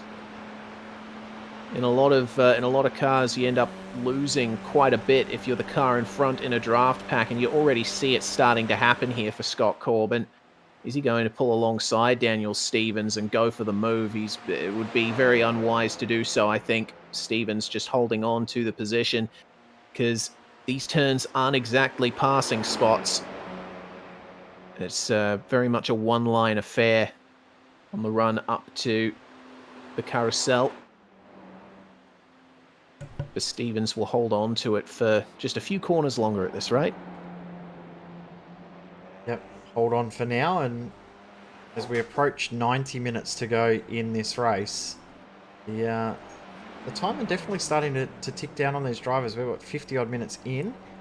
Definitely got pit stops happening in the Porsche class because Daryl Hockey has decided to drive into the lane as well. Yeah, Daryl Hockey there at a standstill in the pits, as you saw Mark Newton there at a standstill in front of him, still getting the tow done, taking some repairs. There's this battle between Stevens and Corbin, maintaining the intensity very nicely. And with Corbin as close as he is to Stevens, considering where they are on the circuit as well, they're coming up to the Kleiner Carousel in a very short while, which means they'll be on the back straight very soon. It'll translate into a draft for Scott Corbin. Gavin Barber back out on the circuit and with a clean car as well. So let's see if he can maintain this position that he's got at the moment. You see the motion sim for Gavin Barber. He's having quite a fun time, it seems, making his way I don't know, over is the he? bumps with an Nordschleifer. I Well, don't know if he is having fun. his expression isn't saying much. It isn't. That's why I had to swap the screens around and put the shot of him on the bigger screen, because he just, I don't know if he is enjoying himself. I mean, it looks like it'd be very, very immersive, but yeah, he's definitely had a tough race, hasn't he? Yeah, indeed he has. Early setback, but a lot of races at the Nurburgring turn out to be races of attrition. So if he can keep it clean from here on in, just drive at 8 or 9 tenths, not try to push too hard, he'll be able to get it done. But a pit stop in the GT4 class is one of the Fitstyle cars. Philip Morton making his way out of the lane there. Dean Moll has also pitted his GT4 machine too. Yep, so that's handed second position to Simon Mazomo. I mean, we expected that position would happen, but probably didn't think it would be in the lane that it would happen. This is a problem, though. That's Jack Styles. Oh, no. And if we rewind a bit further, you'll be able to see that Julian Mookie was to blame for that incident. Mookie just getting onto the grass and going for a spin just ahead of Jack Styles and went straight into the side of him, full-on T-bone. And so Jack Styles will be incredibly unhappy with that. That has effectively cost him a chance at second place. Yeah, we had, what, about 5 odd seconds back to that battle we were watching between Stevens and Corbin, and bang, that's a heavy hit. Oh, it's a big shame. And Mookie slow on the back straight as a result. Some heavy damage to the side of his car. Styles struggling to keep that thing going in a straight line. And when you get a hit to the side like that, really messes up the suspension of your car. I'm wondering if Styles might be dealing with a tyre puncture there as well. You see that he's really struggling to keep it on the road. Take it easy, Jack. He is trying his best to get it to pit lane as quickly as he can. Get his spare car sorted. It doesn't really cost you any time getting the spare car. So he'll make it straight into pit lane, and that will have changed his strategy quite a bit, as we see Scott Corbin is now past Daniel Stevens for what is now second place in TCR. Yeah, good job from Corbin to get that done. He did it with the draft down the back straight, no surprise, but to be able to hold off there when Stevens was looking like he was trying to fight very hard for that spot. Very good bit of driving. Gavin Barber's driven it back into the lane as well to do his scheduled pit stop. Mookie and Styles are both in the lane as well. They've driven the cars back, so good to see. Those guys have made it back safely. Yeah, Mookie is down and away. It is indeed. So we'll see if Daniel Stevens can keep up the pace, because Scott Corbin is on a very good run right now. And as we saw earlier, Stevens dropping off the back of the battle between Jack Styles and... I just had a big mental blank there. Damon Stockton. It's been a very long day, but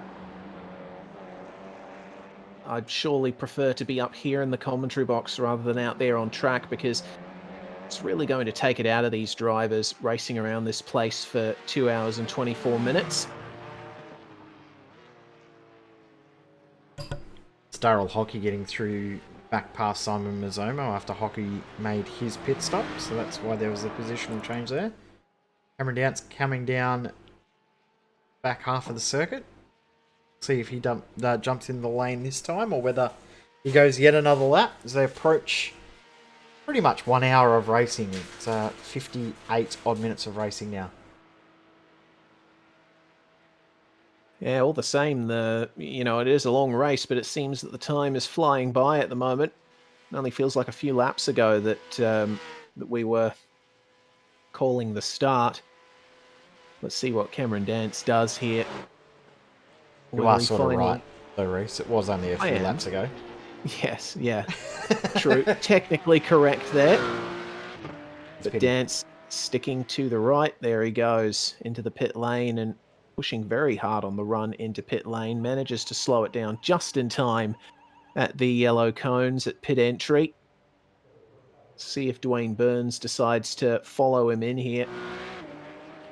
Thomas Hinz has really gapped Dwayne Burns since we saw him battling with the Avatar Auto Racing driver. They're all in the pits. Jake Manhire is going to bring it in as well. So all of these drivers have made it 8 laps. 7 laps, rather, on that initial tank. 7 laps, but I think the more important number is 58 minutes or 59 minutes. So we can count back from that. So, what, 58 gets you to an hour 56-ish. What do you do then? You've got half an hour to try and work out how you pit. With the fact that that was 7 laps and not an even number, that makes your last run. Do you try and risk it for 3 laps, or is it going to be 4? You don't really know. So then you have to work out what's the exact fuel number you need to take. It's a very, very interesting little phase of the race, trying to calculate those numbers. Cameron Dance still stopped. Oh, Thomas Hinz away. Brendan Jewell away. Dane Burns away. Now Dance is clear. Around about 30 odd seconds longer in the stop. That doesn't sound like a penalty. That sounds like something extra that Dance has had to do there. Yeah. Has he changed tyres now so that he didn't have to at the next stop? Yeah. Yeah, he did. He went up on the jacks. So, Hinz and Burns staying on their current set of tyres. Cameron with some fresh rubber, so yeah, that has cost him some time, but he'll probably have fresher tyres at the end as a result there. Harold Stadler currently leading the GT4 class. See if he comes into pit this time around.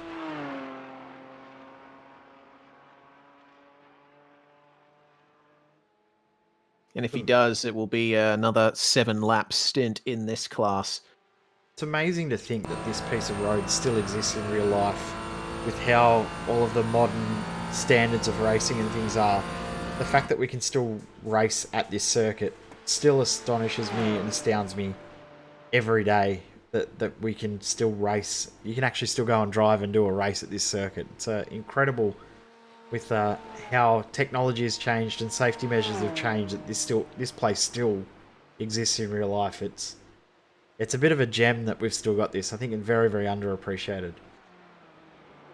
Yeah, certainly. I mean, here in Australia, we have the Mount Panorama circuit, but the Nurburgring stands above most other race circuits in the world as a chapter of a bygone era. As we see Stadler making his way into the lane and holding on very nicely to that lead. Simon Mazzomo has followed him in. We still have yet to... Well, Philip Morton actually came in on the previous lap, so we'll see if he can put himself back into contention here. He's just made his way out onto the back straight. We'll get a sense here for how long a pit stop is in the GT4s. Yeah, when he pitted, he was just ahead of Mazzomo, so now obviously a little bit behind, and he'll maybe come out around about the same spot. Just on that topic of tracks of a bygone era, there aren't many tracks that still exist from that bygone era. I mean, we look, Hockenheim, it's not as it was.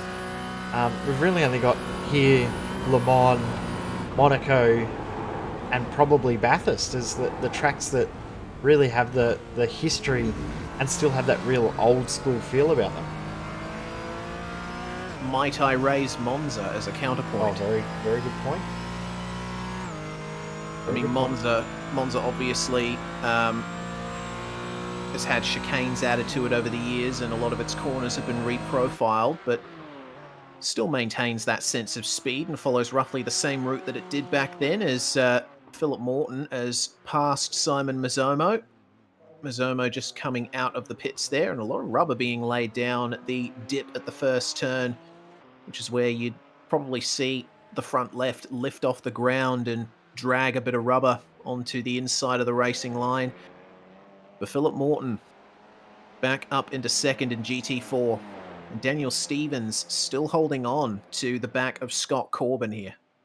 Yeah, good little fight between these two. You would think that Stevens will be able to get by just based on the draft alone. But the thing that they'll be disappointed about is that it's 30 seconds plus up the road to Thomas O'Leary. They've got Dean Mull in between. Actually closer to 40 odd seconds between them. So huge gap at the moment between first and second in class. Of course, pitting out of sequence to Damien Stockton. So we can't forget about him in this little battle. He's still there, but we probably won't see him in the fight right until the end. We can't forget that he's there. Indeed, we cannot. So Stevens shadowing the rear bumper of Scott Corbin on the run down to the braking zone, but just backing off through the turns and getting a nice exit out of the final corner as they come around to start their 8th lap. See another car in the background there, the TCR of Eric Intilli. He's catching them up for position potentially if they continue battling like this. Stevens taking a much more direct line through turn 2, which has ended up compromising him slightly. We also saw a couple of GT4s coming out of the pits there. Jonathan Bean and Matthew Ragsdale, the sole McLaren in the GT4 field. Stevens has another look at Scott Corbin. And Ragsdale has made a pretty good name for himself in this race. Yes, he is 2 positions down from where he started, but he still managed to keep the car clean and repping the British brand there with the newest car to be added to the iRacing service. Yeah, and doing a nice job, as you said, while he is down 2 spots. keeping the car clean is as much of an issue as anything else in this race, as we're not far off the halfway point. Stevens and Corbin continuing on. My brain's still trying to think of other circuits that we've still got from that bygone era. That's all I can think about now. Yeah, well, I guess another contender would be the Pau Street Circuit in France. That has been holding races since the early 1920s, and still has pretty much the exact same layout that it's been running for the majority of its existence. I guess also, if you want to talk about street circuits, maybe Macau as well. Yeah, I was thinking Macau could be one that maybe, I mean, that's such a unique circuit, isn't it? So bizarre of a track. The fact that it's not even wide enough to have a section that you can legitimately race on, it's technically under yellow flag the whole time. Yeah. Definitely shows that it's not designed for modern racing, but the fact we still race there is incredible. In Formula 3 cars, no less. Yeah, exactly. Which have been quite scary in the past. Watching videos of them racing that. And crashing too. My mind goes back to Sophia Flörsch's crash a couple of years ago. That was a horrific crash, and fortunately Sophia survived and is back racing again. Somehow. Yeah, somehow. She was very lucky going sailing through the air in that heavy braking zone. I'm sure there's some others out there that we've completely forgotten about. Yeah, I'm starting to think of them too. Someone watching will have something and they'll be yelling at the screen saying, "What about this track, you gooses?" Let us know. Yes, please. We are keeping up with the broadcast chat, so if you have a bygone era circuit to submit, please do, if you can think of one. Vance has just got through on Dane Burns down the back straight using that draft, and now into P3. Get a sense of actual lap times on this next lap.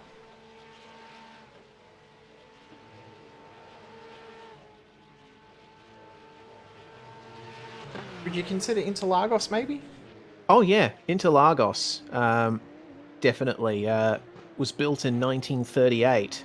Doesn't quite have the layout that it did back then, but it's still a very old school circuit. The question for those who have just joined is, what are some tracks that are relics of a bygone era? We've already thought of the likes of this place, the Nurburgring, Monza, potentially Spa, Bathurst. Monaco. Yeah, Monaco, definitely.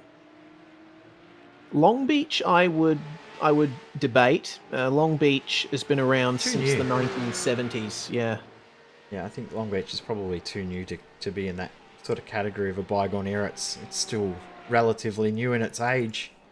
When you compare these tracks from the 20s, 30s and 40s to a track from the late 70s, probably a little bit different. That's a mistake from Scott Corbin, and here comes Daniel Stevens going to get the move done. That wouldn't have been where he was expecting to make it, but he'll take it when he can. Indeed he will. And that corner, the right-hander up the hill, it's quite easy to dip a wheel off in the grass. Sebring, that's a good point. Sebring, definitely.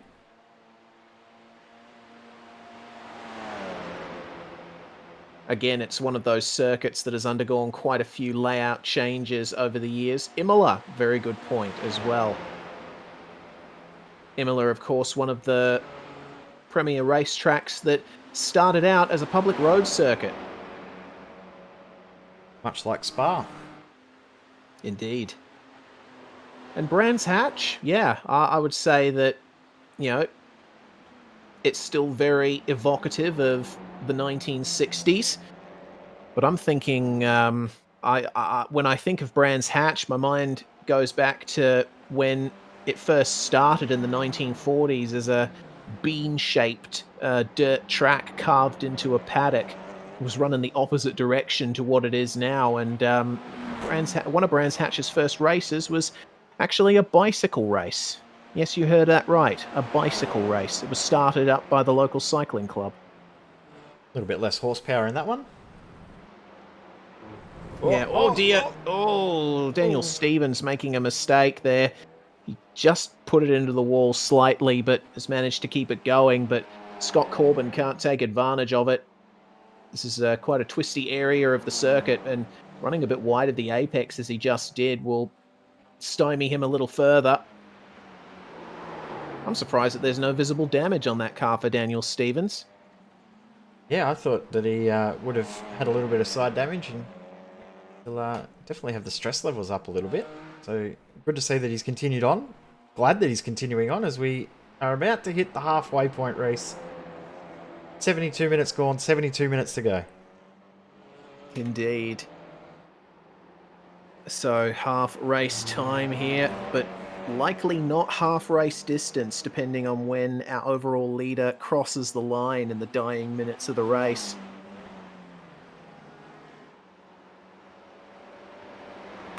I'd say Goodwood counts, actually. I agree. Goodwood would be part of that would count. I mean, it's technically not a circuit, but it's a run. Well, yeah, true. It's a circuit of a bygone era that, if it was brand new now, it wouldn't meet any safety standards, and we only race on it because of the history of it. Indeed. Yeah, Goodwood's layout has not changed at all since it was built, apart from the addition of that chicane at the end of the lap. Yep. Mark Stevenson, we did mention Spa, just so you know. Yep. Spa is a yes but no, I would think, for Spa. Yeah, Spa, the Spa of today is a far cry from what it used to be. I still remember watching a video of you doing lap on that old Spa. It was a long time ago. Back when you used to do videos on YouTube, Race. Yeah. Almost as long ago as, well, I was streaming on Twitch. Yeah. If you want to talk about bygone eras. Road America, Zandvoort, Motorsport, all very good suggestions. Zandvoort, I'd say, though, is... That'd fall into like the Spa category and the Hockenheim category of changed too much from the original circuit. Yeah. But Motorsport, definitely. Yep. There have been zero changes to the layout of that circuit from when it was built, aside from getting widened in, I believe, the mid to late 1990s. Still the same layout, though, isn't it? Still basically the same circuit. Stevens into the pits. Just making his way there into the pit lane. Managing to keep Scott Corbin at bay for the time being. And he's managed to make it 8 laps total there.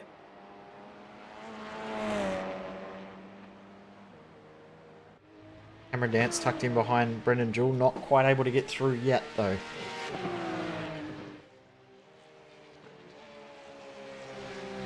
Good to see some different names fighting up towards the front in all of our classes as well. I mean, the GT4 class probably not so much. We've seen Stadler, Morton, Mizomo all at the front, but Scott Corbin out in front in our TCR class. Eric and Tilly, we don't see too much of him towards the pointy end, and JM Thomas at the front at the moment too. Great to see some different names at the front.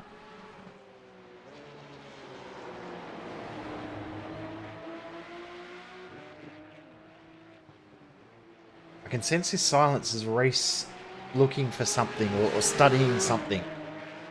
Oh, yeah, I'm just... I think I was just away with the fairies for a second. Reading the broadcast chat.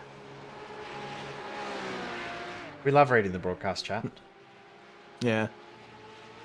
Let's see how Cameron Dance does, making his way past Brenton Jewell here. Thomas, no! Oh my god! Wow, okay. So... That's an easy way to get through.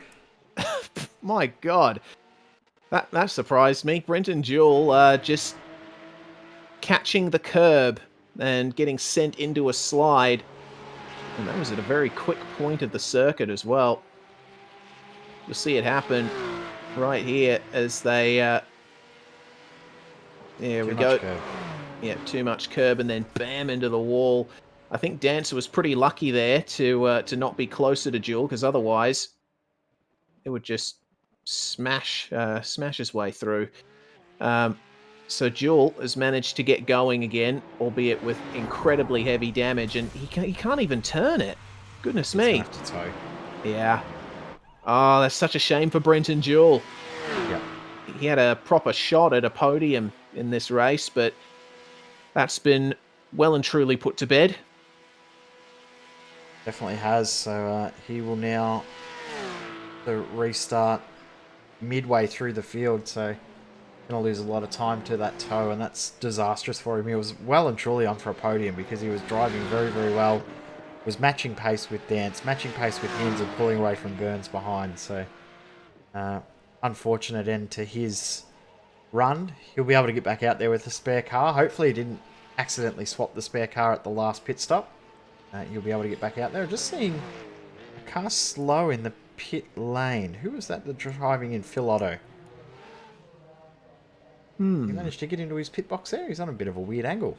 Yeah, he is. I mean, he's... that is very odd. I'm going to rewind slightly just to see what happened there. He came in with some damage to his front bumper. And his car is clean now, so it looks like he did make it into his pit box. However, that is quite an awkward angle, as, goodness me, Brad Clenk and Will Leslie battle for fourth in GT4. Look at this, Brad Clenk going to the inside, up at the northern end of the circuit, and Leslie with no choice but to let him through there. Just too much momentum that Porsche came and had. Yep, very, very nice move. He's just... made that look all too easy, hasn't he? Just straight on by. And when I was wanting to make right at the start, but I got distracted when we saw, I believe it was Josh Nowak hitting the wall. The few drivers that I'd been talking to said that the BMW was basically a no-go zone, that they were feeling that the pace lacked, the car lacked that much pace that you wouldn't even consider it running around here. So to see that we've got a couple out on track has been a little bit surprising to quite a few drivers in that GT4 field, and I think that might have been what we just seen as the reason why a lot of drivers are surprised, because Will Leslie, he's no slouch, but he just had nothing there for Brad Clenk. Yeah, absolutely. He's managing to keep up with him nicely through the twisties, though. We'll see how much of a difference it makes on the straight. I mean, you can just see in the relative shape of the cars, the Cayman cuts through the air very nicely, and at the moment with the current balance of performance, it's still, I'd say, the quote-unquote fastest car in the GT4 class. Yeah, the McLaren is what I've heard is the Porsche #1, and then McLaren second, and the BMW the third choice of car, especially here. So to see more BMWs out there than McLarens is a little bit of a shock. But it also comes down to what drivers are comfortable with as well. I mean, you might be more comfortable in a slower car, which means that you technically have more pace anyway. So, love that shot. They come over the rise there. So, you know, Will Leslie may lack some pace being in the slower car, but he gains that back because he's got more confidence in this car. So, it's not necessarily that they've chosen the car because it's, you know, or they think it's the fastest. It's the car that they feel most comfortable in. And that's what we see a lot in the GT3 series that we show, is that drivers basically straight away go for their car of choice just because they like the way it handles or prefer the way it drives than any other. Yeah, brand loyalty can come into it as well. If you know, if we you're see that in the V8, don't we? Oh yeah, absolutely. But I think in the V8 you don't have to worry about balance of performance because the cars have exactly the same physics underneath and the same chassis. Bit more activity in the broadcast chat. Mark Stevenson's given some pretty good insight into how, I guess, difficult the Porsche 911 Cup car can be. He is right. There is a very limited amount of changes that you can make to this car but it's part of the reason why it was built in the first place as the spec class that it is. Makes it a bit more about the driver rather than whether you can tune the car specifically to your style. And GT drivers and saying the car I'm driving has an insurmountable pace deficit, name a more iconic combination. I don't think I can. Very, think very I much can. the case.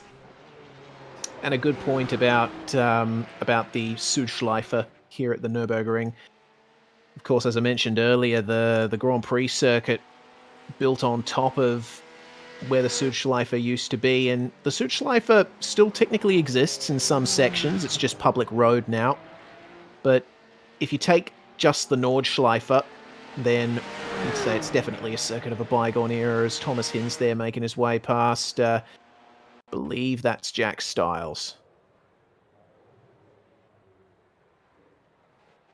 I'm just Back having a out couple on of tech circuit. issues. There we go, I'm back. That wasn't good, that was a little scary. I thought I was going to disappear into the shadow realm there for a second, but I'm still here.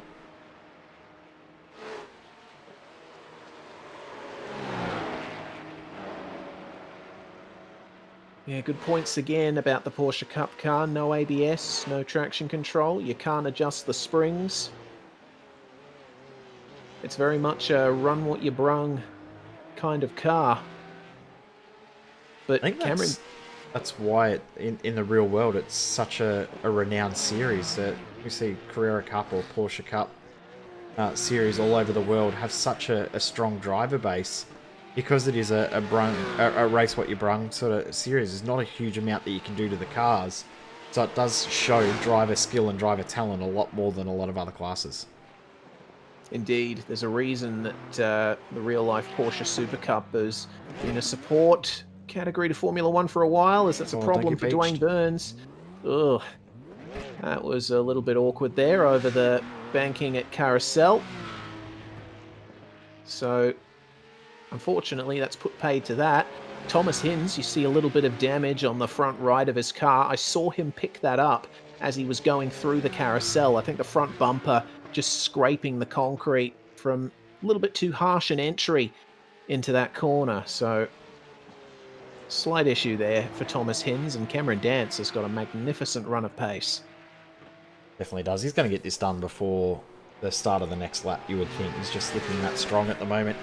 He's definitely in control of the car quite nicely. Just seeing Josh Nowak in the pits in his BMW, so he's coming to make his second to last pit stop, or possibly last pit stop, depending on how they go for lap count. That's the other factor that you have to be careful of, especially in the lower down classes. How many laps of fuel do you put in? And make sure you're not 1 lap short. 1 lap short is a long way to try and get around for a lap. Hard to get 27 k's worth of fuel out of a race car when you are trying to fuel save. Yeah, absolutely. For our TCR current leader, Eric Antilli, though, it's business as usual. And Antilli, when he last pitted, actually he hasn't pitted yet. Hasn't yet. Yeah. He's gone the longest out of everyone in the field. Currently on lap 10. So the point that was raised earlier in the broadcast chat about fuel saving in the TCR, I think Eric Antilli has been doing that. He's been able to stretch that stint out magnificently, as we're about to have a move for the lead in the Porsche Cup class.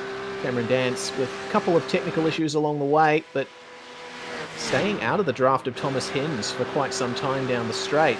Looks like he might just be sitting behind, wanting to save a little bit of extra fuel himself. I can't imagine why, though. Yeah, the pace he's got, he shouldn't need to save too much fuel. But then again, he might be worried that someone else might pull a little Swifty, or, you know, running that just in case sort of mentality. Cam does often do the just in case mentality. That might be why he knew to not worry about making a move as well, because he might have thought, hey, Hinzy's coming in to get a pit stop done. This will be his last stop. So this is going to be interesting to see where Hinzy comes out in comparison to the rest of the field. Yeah, well, Dwayne Burns, despite his spin, is still making his way forward. So we see TCR in there as well. It's Adam Cahill, who we saw have that incident with Pierre Cousin at Hatzenbach earlier in the race. He's still managing to keep it going there. Dwayne Burns stays out of the pit lane for the time being. He's going to go a couple laps longer, get some repairs done. Meanwhile, in GT4, Morton and Mazomo, 2.3 seconds between them. Remember, Morton pitted a lap earlier than Mazomo did, but Mazomo, on the last lap, took out 1.1 seconds from Philip Morton, so he's got pretty good pace at the moment. Definitely has decent pace at the moment, doesn't he? So, I mean, all three at the front all have pretty similar pace. Actually, all four at the front have pretty similar pace, that being Stadler, Morton, Mazomo, and Brad Klink. So, in saying that, Brad Klink, I think he's just... Yeah, remember he not long ago made that move on Will Leslie, and he's starting to break that gap again. So, Will Leslie was starting to catch up. But now Klink's starting to pull back away again.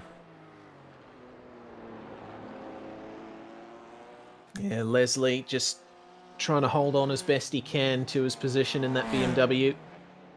Mr. Intilli keeping it going as well. And making his way to a very difficult section of the circuit in the TCR. This turn down here, going through the dip, double apex, you've almost got to late apex the corner. And again, try to stay off the curbs as much as you can. And through this sequence of right-handers, this right here is miss, hit, miss, and you'll see why. Oh no, Morton's had an error. He is spun and Mazomo is by. Morton, just making his way over a turn at the top of that hill. The rear end got light and he slid into the wall. Very heavy contact with the front end, so big shame there for Philip. And that might put Fitzstuy's podium lockout in a bit of trouble. It almost happened in slow motion, didn't it? Started to get the slide going and just had no chance of saving it, so... Unfortunate there for Morton. He'll have to come in this time and hit out of sequence. The good news is that the pitting out of sequence... Worried that he was going to do it again, coming over that jump there.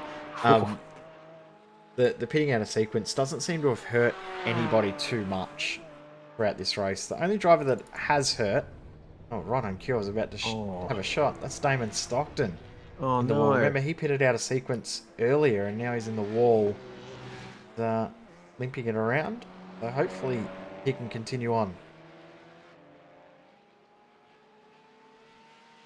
Well, that's both of our former second place protagonists in TCR suffering issues, and that's the reason why. And that is a point of the circuit where you got to be very careful not to let that kind of thing happen. You go through left-hand kink up at the top of the hill, and if you run just a little bit wide, as you'll see happen here to Stockton, you just get into the grass and the rear end breaks free, no brakes, and the wall is right there. And he actually tagged the wall at the exit of the escape road, which just made things even worse. Very heavy hit for Damon Stockton.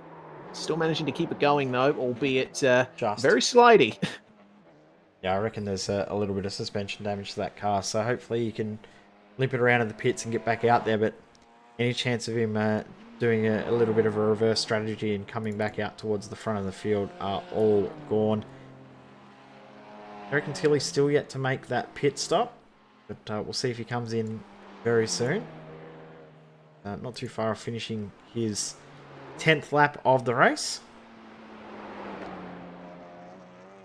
Yeah, from the information we were given earlier, surely he'll be coming in at the end of this lap, because I struggle to believe that a TCR would be able to make it 11 laps around here.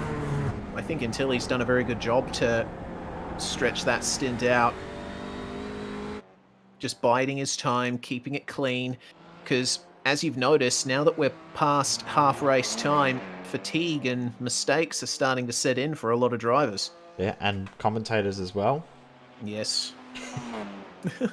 But yeah, I think you're right. I don't think that he can go any more than this. I mean, if everyone's come in at 9, to get one more around this track is a good achievement. So if he can get 2, that'd be an almost miracle. Big thing with that, then he can take less fuel at the pit stop because they only need 1. He will slot in probably back into second position behind Thomas O'Leary. But I'm thinking he'll come out ahead of Scott Corbin, so that'll net gain him a couple of spots. We shall see how it works out for Eric Antilli. He's only got a few corners to go. Still quite some distance of the lap, but only a few corners before he can make his way into the pit lane. This straight is just massive. And you'll see on the right side of his viewpoint there is the castle of Nurburgring. Nurburgring, of course, the village inside the racetrack from which it gets its name, and that castle has been around for many hundreds of years, standing sentinel over this area and seeing the track grow up around it.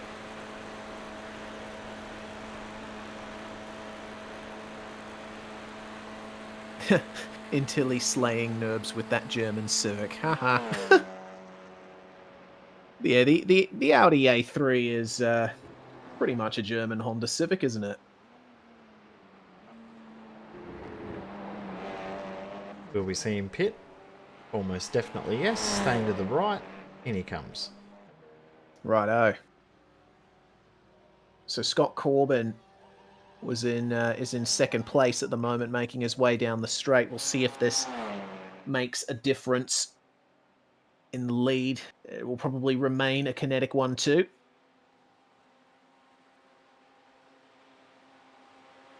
Philip Morton didn't come into the pits on that last lap, so he's continued on. Huh. Which has surprised me, and from that expression in your voice has surprised you. Indeed. I would have expected him to go straight for the pits with damage that heavy to the front, but again, visual damage doesn't necessarily translate to mechanical damage. Scott Corbin here, avoiding pit lane. Of course, we still expect him to go quite some way, because he's already taken his first pit stop. Antilli just coming out of pit lane alongside, and he's saved a lot of time there, has Eric Antilli. So if he can dial up the pace, he might be able to have a go at Scott Corbin for the lead here. Definitely. Well, don't forget Thomas O'Leary's further out the road, so this will be for second. Mm-hmm. But yeah, Corbin and Antilli, they'll go at it. And Daniel Stevens, you can see just off in the background. A little bit off the pace now, but still in the fight, and still a long way to go. Still, what, 7 odd laps of racing around the Nurburgring? That's a lot of corners that you have to do. Yeah, indeed it is. Makes it sound even longer when you talk about corners, doesn't it? Yep. 7 laps, oh geez, that's not much, yeah. 175 plus corners a lap, yep, that's a lot. Yeah, and then you take into account the turns of the steering wheel, brake applications, throttle applications, gear changes. Nurburgring has absolute ton of those every single lap. Yeah, more so in some cars than others too, isn't it? So, I mean, some of the gear ratios in some of the cars mean that you've got to do more gear changes. The BMW GT4, I believe, you probably would do more gear changes than any of the other cars, I would think. Based on the way the gear ratio is. Yeah. Could be wrong. Well, perhaps. The BMW's gearbox has some very odd ratios for a racing car, but of course it is based on the ratios of the road-going car, as is the rules for GT4 racing. I would expect that you'd barely... You wouldn't use first gear at all, because it only goes up to about 50-something kilometers per hour.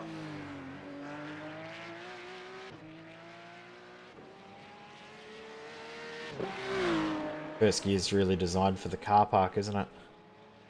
Yeah, that's it. And the gearing for the Porsche Cup car as well. Another point raised there in the broadcast chat. Not exactly the greatest at the Nurburgring, but Cameron Dance doesn't seem to have been stymied much by it. Still keeping up some magnificent pace, yeah. Just cruising right now, as that's another pit stop there for Adrian Steffen, and he's been in there for over a minute getting a tyre change done. He's down to 8th place now, but was running in 5th when he brought it in across the line. So off he goes. Pit stop done, and we can expect him to stay out until the end, with the Porsche Cup car making it about 58, 59 minutes, as you said earlier, Jay. Any driver who pitted from basically 10 minutes ago is safe making it home, as we look at Will Leslie.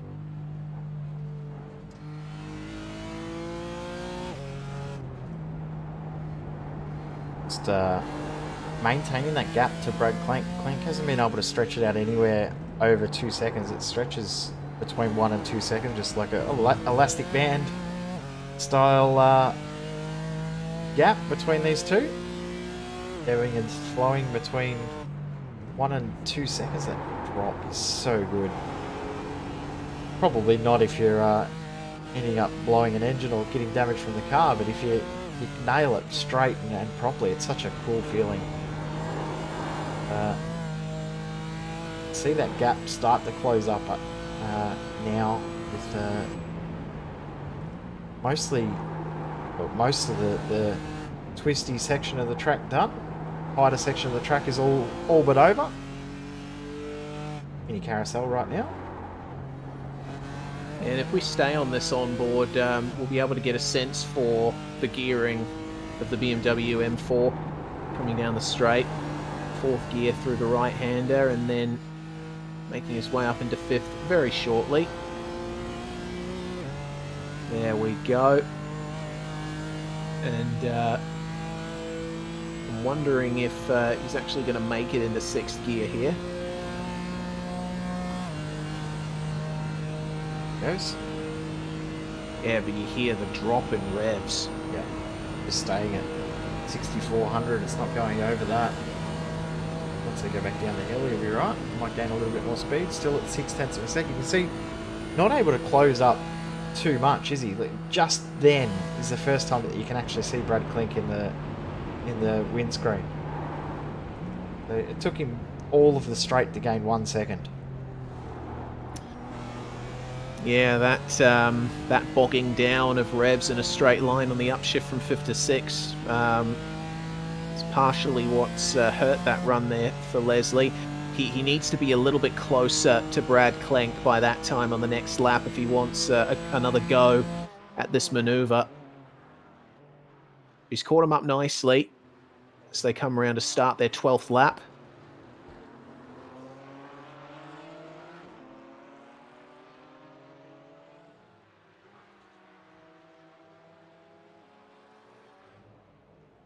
Ryan DeCartier McCarthy in the pits to make his final pit stop.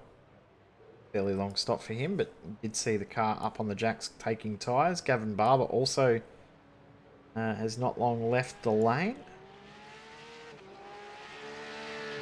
The drivers coming in to make their final stops now. Dance will probably be in probably another 2 laps actually. Scrap my thinking there. Good point raised in the chat about Brad Klenk. You know, he is classified as a sportsman driver in this series, but he is lapping 10 seconds quicker than any other GT4 in sportsman division. And I mean, Brad Klenk has really come on strong this year. I remember he got a very good result a few rounds back, a podium, in fact. And really showing himself to be worthy of a pro banner, if anything, in terms of pace at least. Showing up the reigning champion at the moment, isn't he? Yeah, that he is. Will Leslie, of course, taking last year's title in dramatic circumstances. Oh, we ran a little bit wide there at the first turn of the Nordschleife. That'll stymie his run a little bit. But yeah, it was quite a controversial end to last season's championship, with Cameron Dance passing Will Leslie below the line at the Auto Club Speedway in the IndyCar. Ended up being decided in the stewards booth, that championship fight between Dance and Leslie. Well, Cameron is still well off in the lead of the top class here, so he's going to get maximum points. But Will Leslie here battling for fourth and third. He's going to not be taking quite as many points as he would want, and his championship this year has probably not gotten off to an optimal start. No, he's running a more part-time schedule this season, is Will Leslie, so definitely won't see him in the contention for the overall championship of the international region. It was at the Classic Daytona 500, by the way, that Brad Klink got his podium, managed to finish second. Just behind Cameron Dance.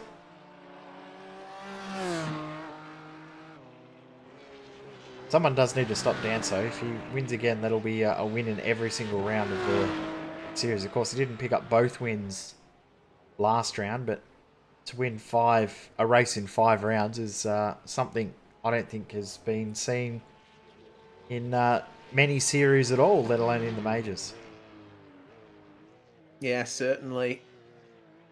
I mean, the series is designed to test the versatility of drivers, and certainly seen comments from some drivers that it's certainly helped them to become a more well-rounded sim racer altogether, with a different car track combo every single round.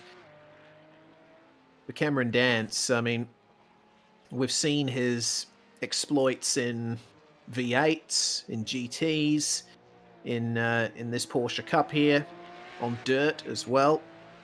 The guy can race just about anything. I must say, though, I'm looking forward to seeing how it plays out next round. Next round is a round that Kinetic have been traditionally very, very strong at. Of course, we do the Indy 500 next round, only 2 weeks away. I'm really looking forward to that. It's one of my favourite events on the majors calendar. Every year it just provides something completely out of the ordinary and doesn't go anywhere near you the way that we would think, hope, or plan that it would go. Yeah, absolutely. I'm really looking forward to Indy 500 in a fortnight. As you say, it is a round that Kinetic have traditionally been very well prepared for. They put a lot of effort into preparing their setups. Let's have a look at this. Brad Klink catching up to Philip Morton. He has dropped Will Leslie completely, and the not great pace from Morton after his crash certainly coming into play here as Klink is coming alongside him. Have a look at this. Morton's just going to lift off here to let Brad Klink go. He knows that there's no sense in trying to fight at that point of the circuit, and with the pace advantage that Brad Klink has got, it was an 8:56.8 for Philip Morton, 8:55.3 for Brad Klink on the last lap. So Brad again, in the later stages of this race, coming on incredibly strong in that Gentleman's Sim Racing Club Cayman. Definitely is. He's done a great job in the second half of this race and kept the car clean, which I think has probably been the key that a lot of drivers haven't been able to do. The fact that he's kept the car clean and been able to keep the car in the right direction has paid dividends for him and been able to push him forward. Peter Vostral just coming out of the pit, so I thought that my timing was showing that he was in a battle, but I guess not. But he's coming out from his final pit. Oh, look at the slide there from Will Leslie. I thought he was about to loop it. Well, it's obviously hurt his tyre temperature a little bit. He ran wide just a corner after. But we can expect that he'll catch up to Philip Morton in due course. Let's have a look at the onboard from Will Leslie in 4th gear, coming up the hill and into 5th, and just oh yeah. Oh dear. Yes, indeed. Just very minute adjustments being made as we go back live. Pierre Cousin has let Will Leslie and Philip Morton through there in the TCR as Cameron Dance encountering some traffic. Something very rare for him here. That's the leader of TCR. Mr. O'Leary. So there we go. Finally, the top class has fully lapped the bottom class. But I guess that's not a very fair way to say it. I mean, you know, you think about top and bottom classes in terms of speed, but all three of these classes remain intensely competitive, and you do have to put in quite a bit of effort to be fast in any of these machines. Yeah, and they're all very, very close. All three classes have got very, very stacked fields. And every single class has got someone that has very, very similar pace to another driver. So every single driver has got someone to battle. Sure, there might be a 30-second gap at the front at the moment, but lap time-wise, you look at the laps, if it wasn't for mistakes for a couple of drivers, Cameron Dance would be in a totally different race than he is in right now. And minimising mistakes is what Stadler, O'Leary and Dance have done in this one. Yeah, exactly right. All about minimizing mistakes at a track and a race like this.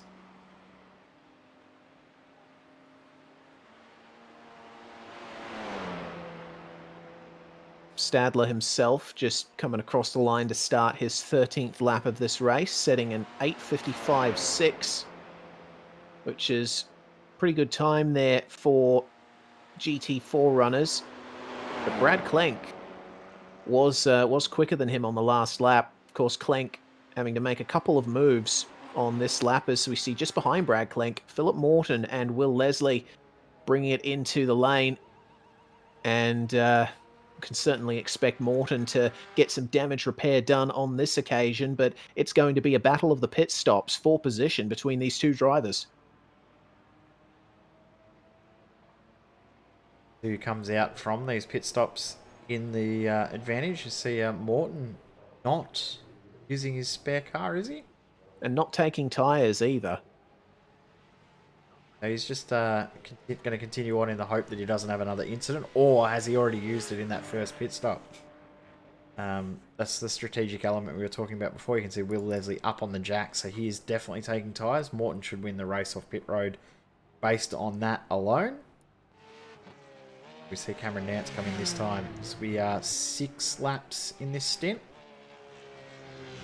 I'm going to say no, he'll go another one. I tell you what, the pit stop time between Morton and Leslie was actually pretty close. Yeah, right. Morton got off at about the same time as Leslie was getting off the jacks, so that battle is definitely going to continue. And Will Leslie with some fresher rubber, yes, he's going to have to bring it up to temperature, but he has a little bit more to play with towards the end.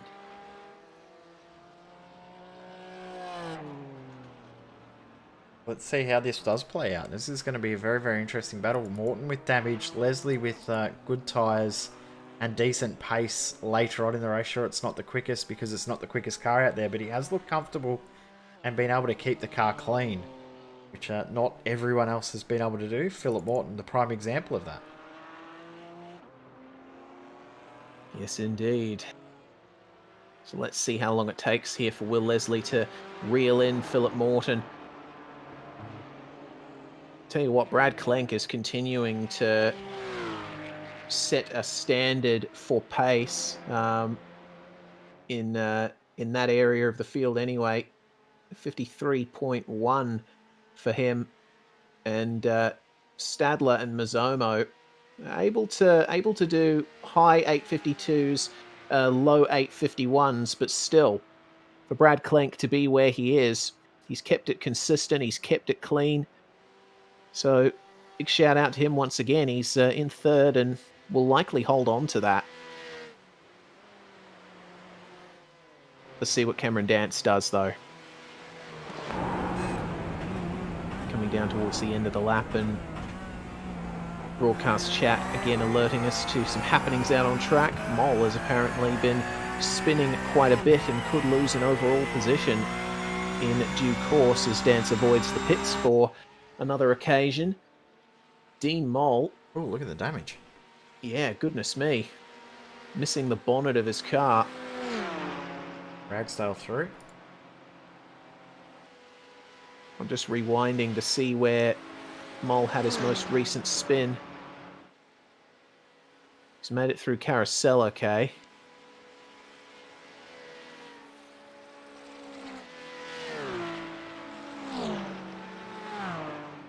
I don't think I can Was that rewind to it. Flugplatz? Yeah, I don't think I can rewind to it.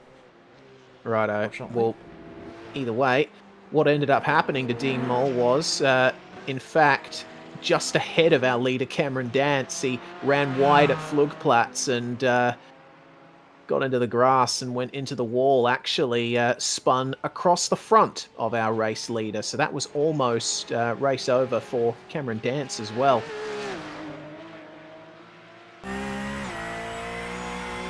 Adrian Stefan and Peter Vostrel for 7th and 8th in Porsche. Oh, that's a big curb hit there for Vostrel. Sent him a little bit wide there, but managing to keep it going. He is losing time though.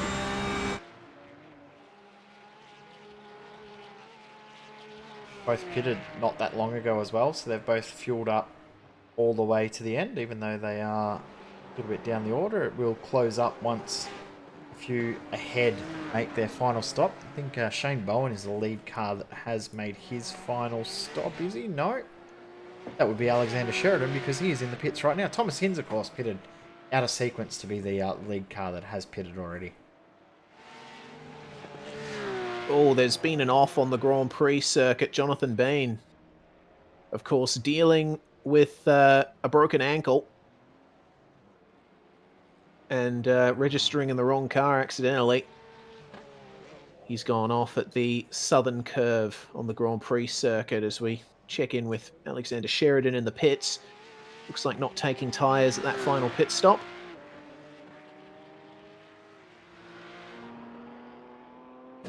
Harold Stadler's extended that lead over Simon Mazzomo. Last lap by was 5 seconds quicker than Mazzomo. And Mazzomo to Klink, I think was 7 seconds quicker last lap by. It is not over for second and third in this class. Certainly not. Mazzomo's last lap was 9 minutes. Brad Klink 7 seconds faster. So we'll see if he can keep that going. And Klink, as I mentioned before, has pretty much spotless car. There's no damage whatsoever that we can see from the outside, whereas all of the Fitzstye Porsches have been experiencing some slight dings and dents on the front bumper. Of course, that might not necessarily affect how the car drives, but it's still something to keep in mind.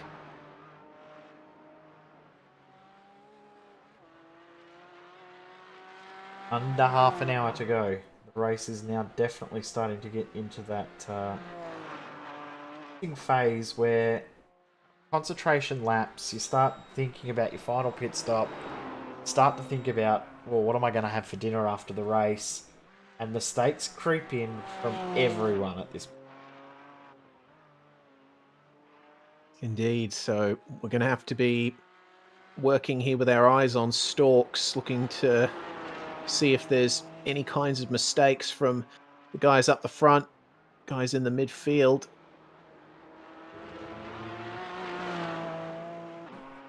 But at the moment, it seems things are pretty calm out on track at the moment.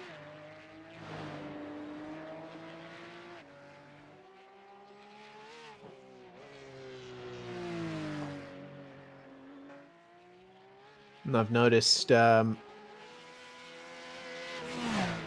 poor Damon Stockton still in the pit lane. He's left that car on its lonesome in its box, and I think that's definitely a retirement for Mr. Stockton.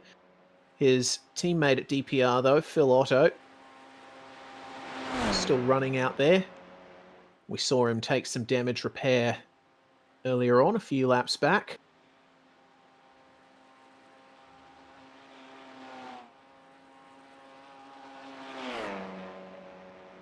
So, still yet to make their final stop. Dance, Manhire, Burns, Bowen in Porsche, that is, and also Brenton Jewell. In GT4, the top three being Stadler, Mazomo, Klink, all yet to make their final stop. Philip Morton's made his final stop, as has Will Leslie. Josh Nowak may have to make one more. And then in TCR, everyone is fueled up and will be able to bring it home from here. What does that mean? Who knows? We still don't know how this race is going to play out. It's still not over between Dance and Hinge. Remember, Hinge was ahead of Cameron Dance when Hinsey pitted. Lap time wise, sure, they're not too dissimilar, but they aren't that far apart in regards to pace. Yeah, certainly. So Cameron's going to have to be alert here when he makes his final stop, just in case Thomas Hinz has managed to catch him up enough to pass him on the start-finish straight. There is Thomas Hinz, making his way through that deathly fast left-hander on the run-up to Carousel. And this turn that he's gone through now, one of the more difficult ones too. You go over the crest of a hill, and again, you've got the very harsh curbs. You've got to be very precise with how you place your car.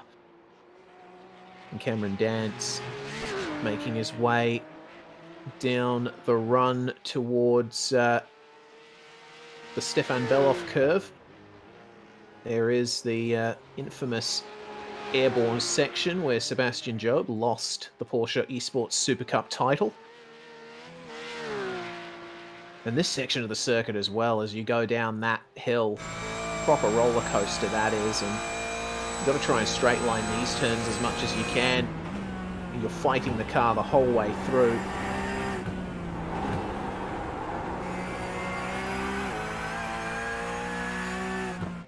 Still keeping up a good pace though is Cameron Dance. He has picked up a little bit of damage, as you can see, to his front right, but has lost none of his consistency as, oh dear, Brenton Jewell having another problem out there on circuit.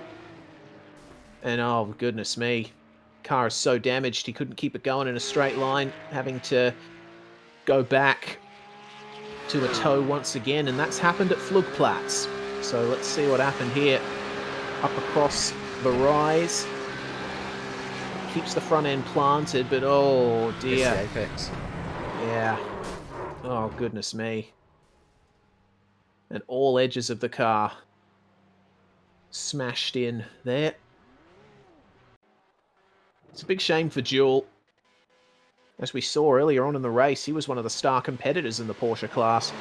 And certainly had what it took to finish on the podium, but you know, those very slight mistakes are what ultimately cans it for you as Cameron Dance brings it in for his final pit stop. Thomas Hinz just making his way out of Kleiner Carousel, and will be making his way onto the back straight shortly.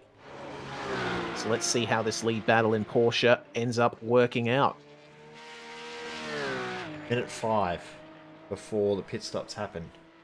We don't think Dance will take tyres at this stop, but if he does, that could mean the pit stops will be very, very similar in regards to time. No tyres for Dance. No damage fix for Dance either. Interesting.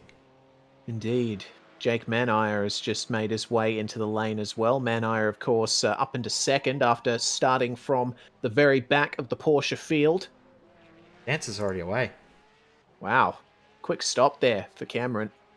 Just remember, he only has to put in enough fuel to last 24 odd minutes of racing. Which is like 3 and a bit laps. Three laps of racing, so yeah. Knows how much fuel he needs to put in the car. Here comes him, so he's probably within 10 seconds, 15 seconds, but nowhere near enough to close that gap down. He's going to get man higher because he's in the pits. Burns has also just come in, so Hin's back into P2. Well, I think Hinz will be happy with this regardless, you know, because he did have those incidents at the start of the race that Yep. I would have thought would have put him quite a ways back, but he's managed to fight back. My maths is well and truly out. 10, 15 seconds is more like 27, so didn't get that anywhere near right. Now, Mazomo has come in and made his final stop as well. So that leaves Klink and Stadler still left to make their final pit stops. And we see Harold Stadler making his way down near the Adenau section of the lap. Brad Klink just coming up to Bergwerk as well. Coming up past the Lauder links, this left-hand kink right here, flat out in pretty much any car. But I love Bergwerk here as a turn. You know, you have to swing it out wide on entry and then just nail it. You can carry so much speed through that cambered turn, and if you get it right, translates into a beautiful run down Kesselken. You get it wrong and you've got someone behind you, though, it just leaves you so open and vulnerable to a pass early on, and you just get blown away. So, very, very tough corner. Because it's a late apex as well, it does catch a few drivers out that are here for their first or second time as well. So, you can tell the drivers that have raced this track or driven this track a lot just based on their line through that one corner.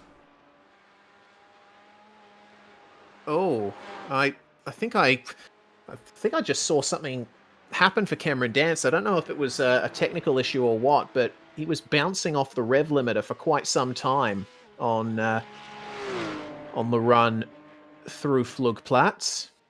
He did then blink out of existence for a very brief moment, so I don't know, it might have been a technical issue, some latency on my end, mistranslating what he was doing, but either way,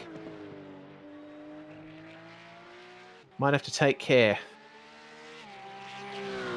Doesn't look too stressed looking at him at the moment.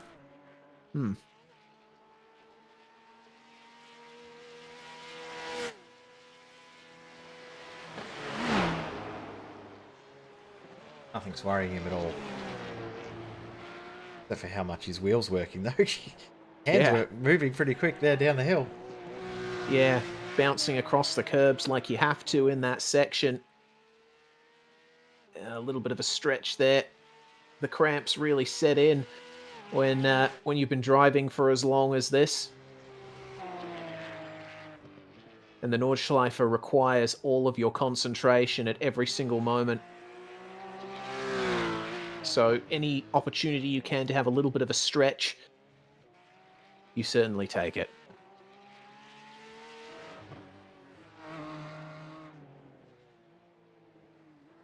Oh, Dapper Barber bouncing it off the curb. I wish I had a cut to the other camera at that moment. Because that seat, it's moving around a lot. Oh yeah, you might get a couple more opportunities further on in the lap if he ends up hitting the outside curb here at Bergwerk. But he keeps it well away from the very edge of the circuit. Talk about immersion. But he's strapped in. Yeah.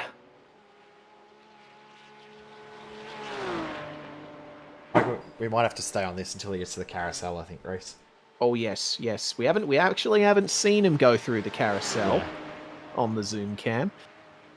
So even the small bumps just look like they're giving him so much feel, doesn't it? It's amazing how much motion he is getting through that rig that he's got. yeah, for sure.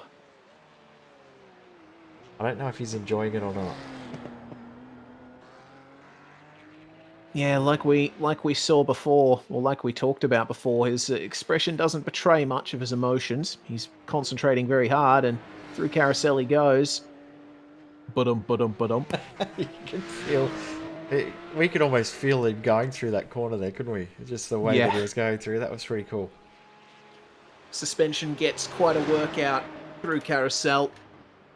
The plated concrete that it is. Oh no. That's Jonathan Bean with another spin. You know what the worst bit was? What's that? I was about to cut to him. I was literally about, and I'm like, oh, hang on, his wheel's facing the wrong way. I might hold off a little bit. Yeah. Been a tough race for him, hasn't it? Yeah, that it has. The fact that he's still going, I think says something about the character of this guy. To be still going with a broken foot, and not just a broken foot, your throttle foot, the main foot that you need, that's a really good effort. And I mean, he is back in 8th in class, but the fact he's still going, he's ahead of 4 other drivers. That's a great effort, and hats off to Jono for continuing on, because I know I probably would have given up by now. Yeah, well, if he can make it to the finish, then that's more championship points for him, which can certainly benefit him further down the line in the season. Stadler's just made his stop, as has Clink. There he comes. And Mizomo has come out in between. Righto. So let's see. Gap Clink to Mizomo was around about 8 seconds before the pit stops. It is now 4. I think it's going to be on for second here. 100%. If Brad Clink can keep up this form.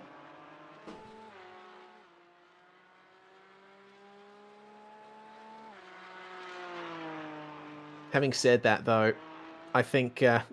I've just noticed Harold Stadler, I think, has taken his spare car in that pit stop, because the damage that was on his front bumper is now eliminated. And...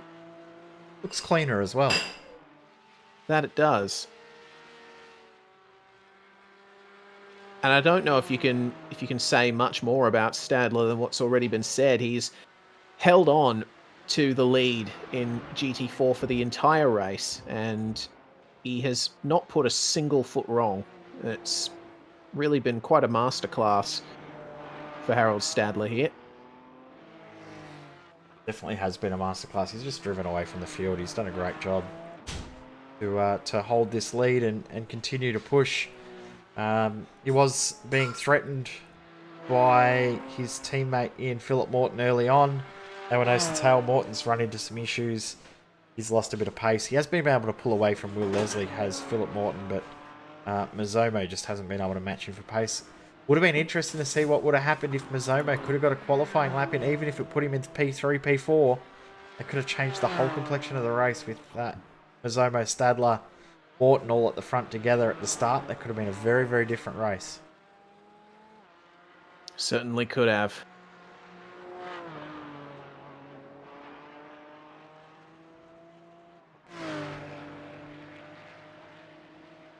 But Jake Manire here has shown himself to be another star competitor in this field. Of course, starting from 14th overall, the very back of the Porsche field, to have worked his way up as he has, and to have kept his car that clean as well. Certainly worth mentioning. Definitely, and he's closing that gap into Dane Burns as well, so gap for the final podium spot. Closing softly, slowly, getting there ever closer. Has stretched out with that little bit of draft that Burns got from one of the TCRs, I think it is, just ahead. At the GT4, that's... no, it is the TCR. 96, Thomas O'Leary, that is the lead TCR. But what this means is Ben Hire will get that draft back and close that gap back down once again. Indeed he will. And I've just noticed there's been a problem for Alexander Sheridan. He is towed back to the pits, and that is due to contact with the wall in the second half of the lap. He was passing a TCR of Daniel Stevens, well, just hanging back at the time, but ended up catching the curb, as you saw, and then big hit to the wall. Huge hit. Wow. And he actually caught the wall again a bit later. He couldn't turn left. So elected to bring it back to the pits via tow. And that Watch out, is... cameraman. Oh, goodness me. Poor cameraman nearly got wiped out again. We don't pay them enough, do we? Correct. But Sheridan was running in 6th in the Porsche class. So that's killed any chance that he has at a top 6 finish, as Adrian Stefan and Shane Bowen on-track battle for position here in Porsche. And Stefan has been through the wars in this race. Not only having that crash with Thomas Hinz on the first lap, but having to deal with working his way back up through the field. It's been quite the run once again here from Stefan. Now making his way up into 5th. Yep, definitely done a good job to work his way back forward, and the sort of incidents that he's had that can completely destroy your mental game in these sort of races, but he seems to have put it all behind him very, very well and been able to push on and to hold on for 5th here, or get himself back into 5th. He's not going to catch Jake Manhire unless something happens ahead, but the fact that he's still pushed on and been able to work his way forward is a great sight to see, so well done to him. Speaking of Manhire though, have a look at this between he and Burns, it's on. Ahoy, here we go. Running up to Flugplatz. Burns, of course, you see a little bit of damage to his front right. And he would have picked that up running over a curb at some point, perhaps. Maybe going through a dip and just scraping the front bumper. But Manhire on the headlight flash, letting Burns know that he is a-coming. 1.1 seconds back, so it is not that far between these two cars right at this moment, and it will close over this lap. There's a lot of driving left for Burns to hold on to, a lap and a half that he's going to have to hold on to this position. With that damage that he's got to his car, I don't know if he's going to be able to do it, but if he can, very, very gallant effort. Yes, indeed, but I mean, you can see that the rate that Manhire is catching him here. Every single braking zone, every single turn-in point, he's making up time. And Burns is driving the wheels off that car at the moment, but it seems that Manhire just has the pace advantage here. Looks a bit more comfortable, especially across this top half of the circuit. Alexander Sheridan's made it back out onto the circuit, which is good to see. Fresh car, away he goes.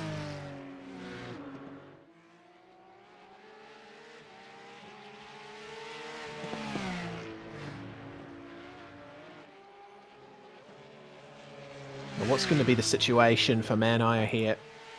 He's going to have to nail the exit of Bergwerk and try and get a draft on Dwayne Burns. Slight lock-up for the Avatar Auto Racing machine. So that's another little sign for Mr. Manhire that there's a chance at a position on this lap. They're just going to have to make their way up through the top of this hill, past the Niki Lauda corner.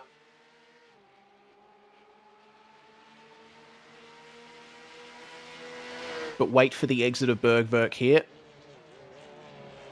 Slightly narrower entry for Dwayne Burns. Nails the exit though. Manhire though in the draft range. And we know how powerful the slipstream is in this Porsche Cup car.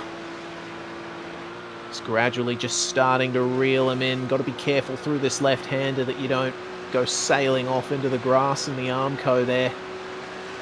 So Manhire is making up a lot of ground here in this flat-out section, but it's not going to be close enough to make a pass just yet. He's going to have to wait a bit, possibly until the back straight coming under the bridge. What he has to be careful of too is if he does make the move on the back straight on this lap, does he leave himself susceptible to Burns coming back through on what will be the last lap of the race? We'll get the white flag when they come by this time. Where does he want to make the move? Does he want to sit behind and go another lap? That's something that he'll be thinking in the back of his mind right now. When does he actually try and make this move? Because he could leave himself vulnerable to a pass back on the final lap. could. It's a difficult situation here as he has a look at Dwayne Burns. That's not somewhere you make a move. No, certainly not. It's a one-line affair in this section of the circuit, but if he can move around in Burns' mirror, potentially pressure him into a mistake, that could be profitable, or it could be the ruination of both their races if Burns hits the wall and goes into Jake Manhire. That's always a possibility around this section of the track. Oh, another look here. Burns leaves Manhire the room, but Jake does not take it. He's going to be waiting for the slipstream down the straight, I am sure. Yep, he'll do it there for sure. Start. Got to be careful, as you said, though. If he gets too close in the wrong spot at the wrong time, that was really close. He was a little late on the brakes there over the jump. You've got to be careful that if he applies too much pressure in the rear now, forces an error from Dane Burns, they could both end up out of the race. So sometimes through that section, it almost pays to back off a little bit, let that car behind. Hey, I'm not going to pressure you into a mistake here. Let's just get through, and then we can fight again soon. Sometimes it pays just to drop off that half a car length, just so that the car in front knows, hey, let's both get through this together, and then we'll go again. That almost ended in tears for both of them in that little section there. Glad it didn't. Here we go. Righto. Slight lift of the throttle just to let the front end tuck in for the right-hander, and the draft is in play for Jake Manhire. Pulls out alongside Dwayne Burns, flashes the headlights. Once again, you can't see it, but I can from my point of view. There we go. Flashy, flashy, but they remain side by side. Manhire, you got the run too early. Yeah, he was a bit too close to Burns on that occasion, but Dwayne just lifting off to let Manhire take the position ahead. And from this point, Burns is going to be hoping that he can stick with Manhire and potentially get him back in that very location on the last lap, as Cameron Dance has received the white flag. Officially the last lap, so we will go 17 laps long. We're looking like 18 originally, but of course pit stops have put an end to that, taken about 2 and a bit minutes off the race time. If there was no pit stops, they would have went an extra lap. I'm pretty sure they're now happy that they had to pit. Oh, this is on. They are. Oh, hello. Zomo's in trouble here. We were talking about Brad Clank. He could be going here for second very shortly, weaving around as they make their way through the kinks up to Adenauer Forst. Zomo just slightly defensive on the run into the kink. He'll stay ahead through this section of the lap, but Clank, you see, taking a little bit of a more direct line there. Mazomo slightly messed up the transition from the left to the right there, leaving himself open to another opportunity from Brad Clank. You can see that Clank is very hungry for this position. He's massively putting the pressure on Mazomo at the moment. Both of them just running tiny bit wide of the apex. But here Clank, I think, is just going to back off. I mean, if I were him, I would. Likewise. Yeah, there's no way you can get a move done through this section.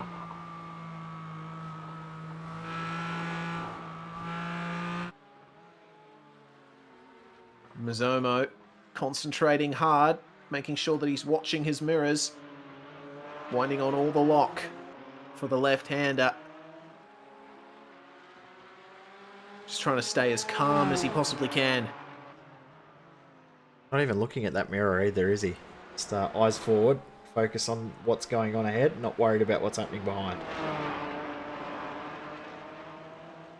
Well, as was the case with Jake Manhire and Dwayne Burns, it's going to be about the exit of Bergwerk here. Shane Bowen on the radio, talking with Scott Corbin. I'm not sure what that's about, but there might be a little bit of traffic that these two are going to encounter shortly, because they got Dean Moll not too far ahead of them. Depending on where they catch him, he could certainly play a part in this battle. Something's happened to Dance. Something Oh. has happened to Cameron Dance. Thomas On Hinz the has taken the final lead. lap. Thomas Hinz is now in the lead of the race. Oh, yeah. Cameron Dance. Oh, he did that all on his own. All on his own. He got into the grass and just spun it. And it was on the run up to Adenauer Forst that Cameron did that. A TCR crashed as well just behind. It was Pierre Cousin. So there's the mistake. Oh, Oh, man, that's a big shame. And Pierre Cousin had to take avoiding action there. Both of them getting going, though, not taking anyone with them. That's such a shame. That's completely changed the face of this race, and Dance is crabbing heavily. Oh, is he even going to be able to make it back? He has already lost the position to Jake Manhire. Not yet. Oh, he's lost it again. Oh, dear. Oh, dear. It's all done for Cam, I think. Oh, man. He can't afford to tow. He's got to limp it back. Try and hold on to some spots. My goodness. How would you be in his position?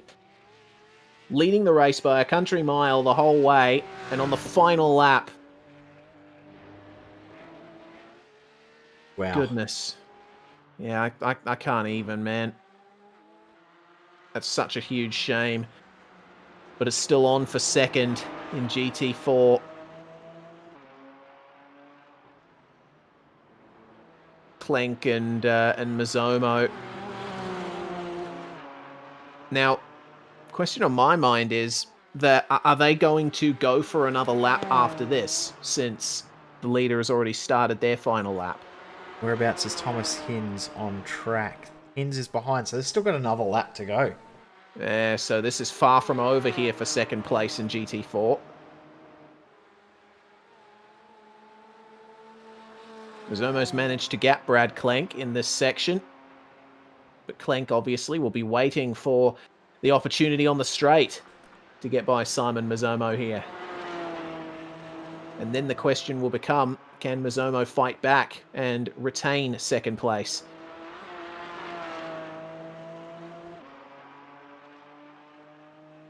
Oh, Cameron Dance has just spun again. Yep, and he's just lost the podium. Dane Burns has just gone through.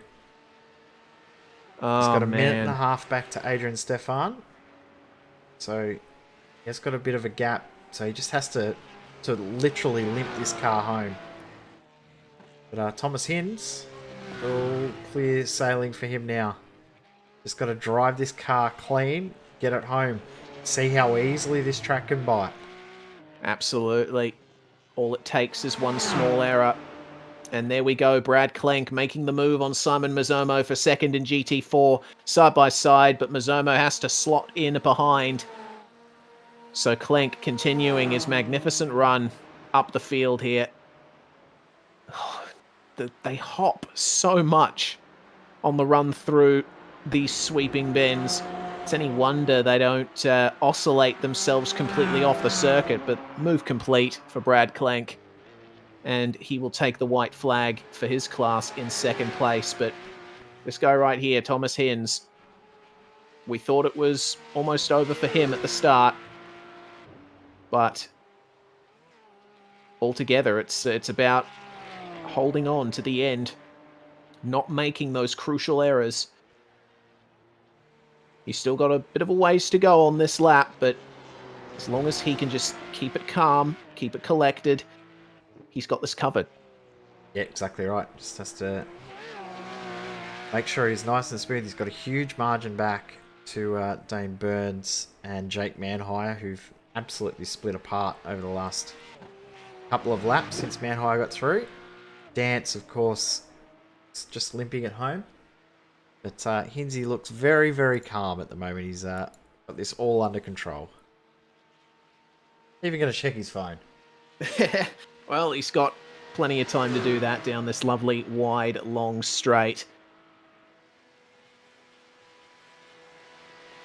It's been a great performance here from Thomas Hinz.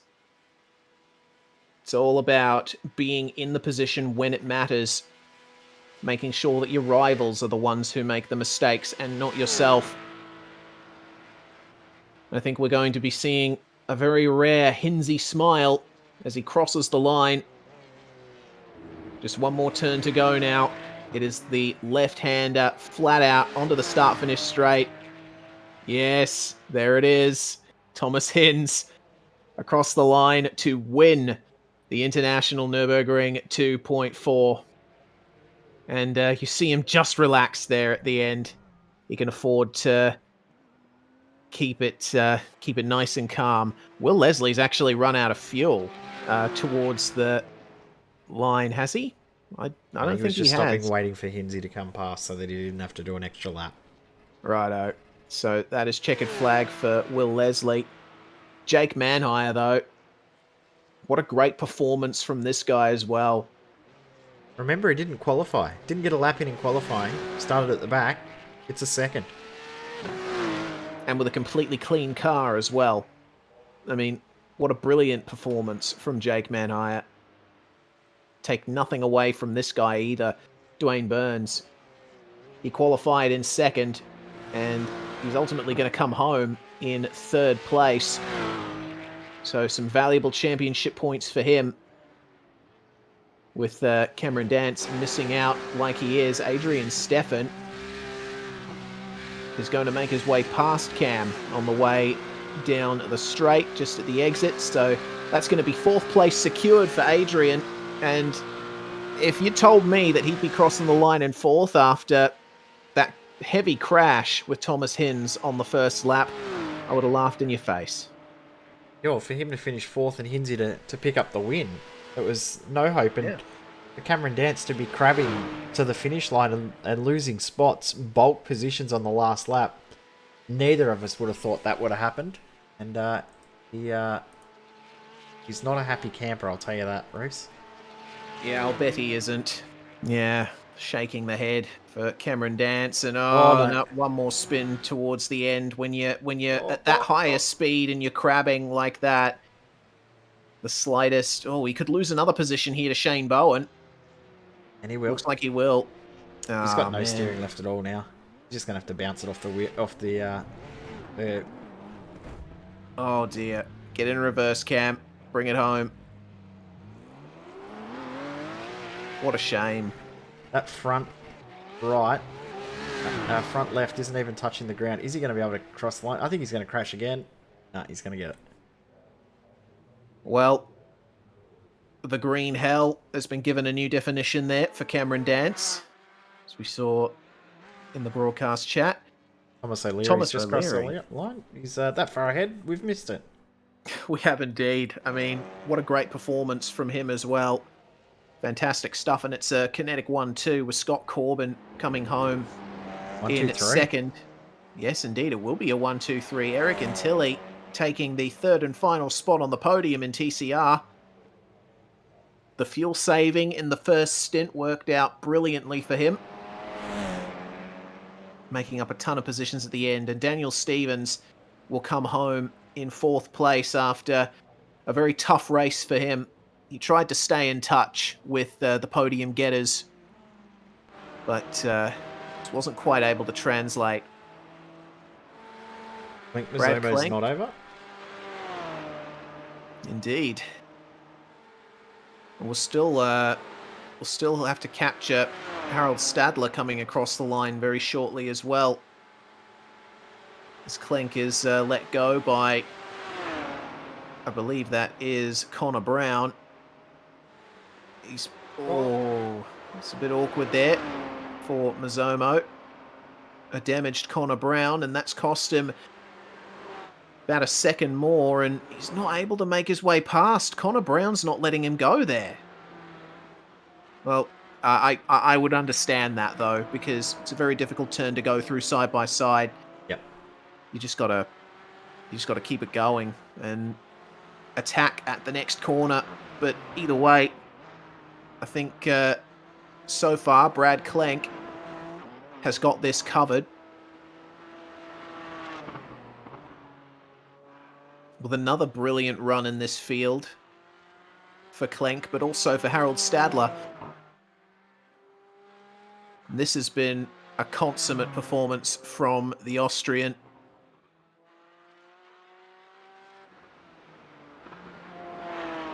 .3 seconds ahead of Brad Klenk.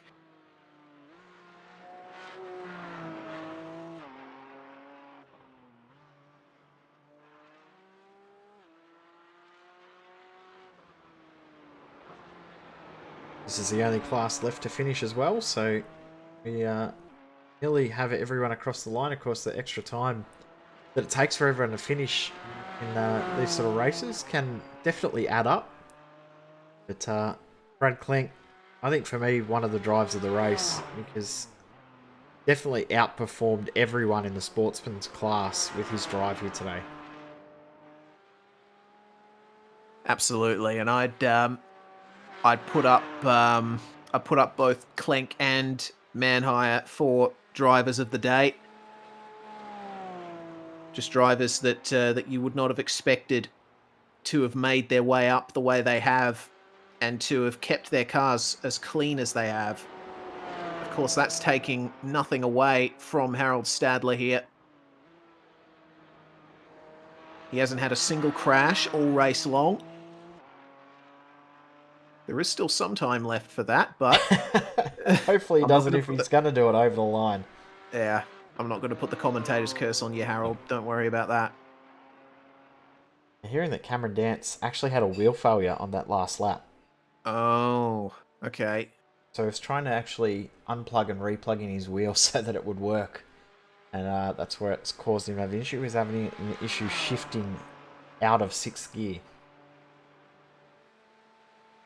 Righto, so there was a gear shift issue after all. I did mention earlier that there was some potential gear shifting issues going on with Cam. You were right in your thinking earlier. Oh, them's the brakes.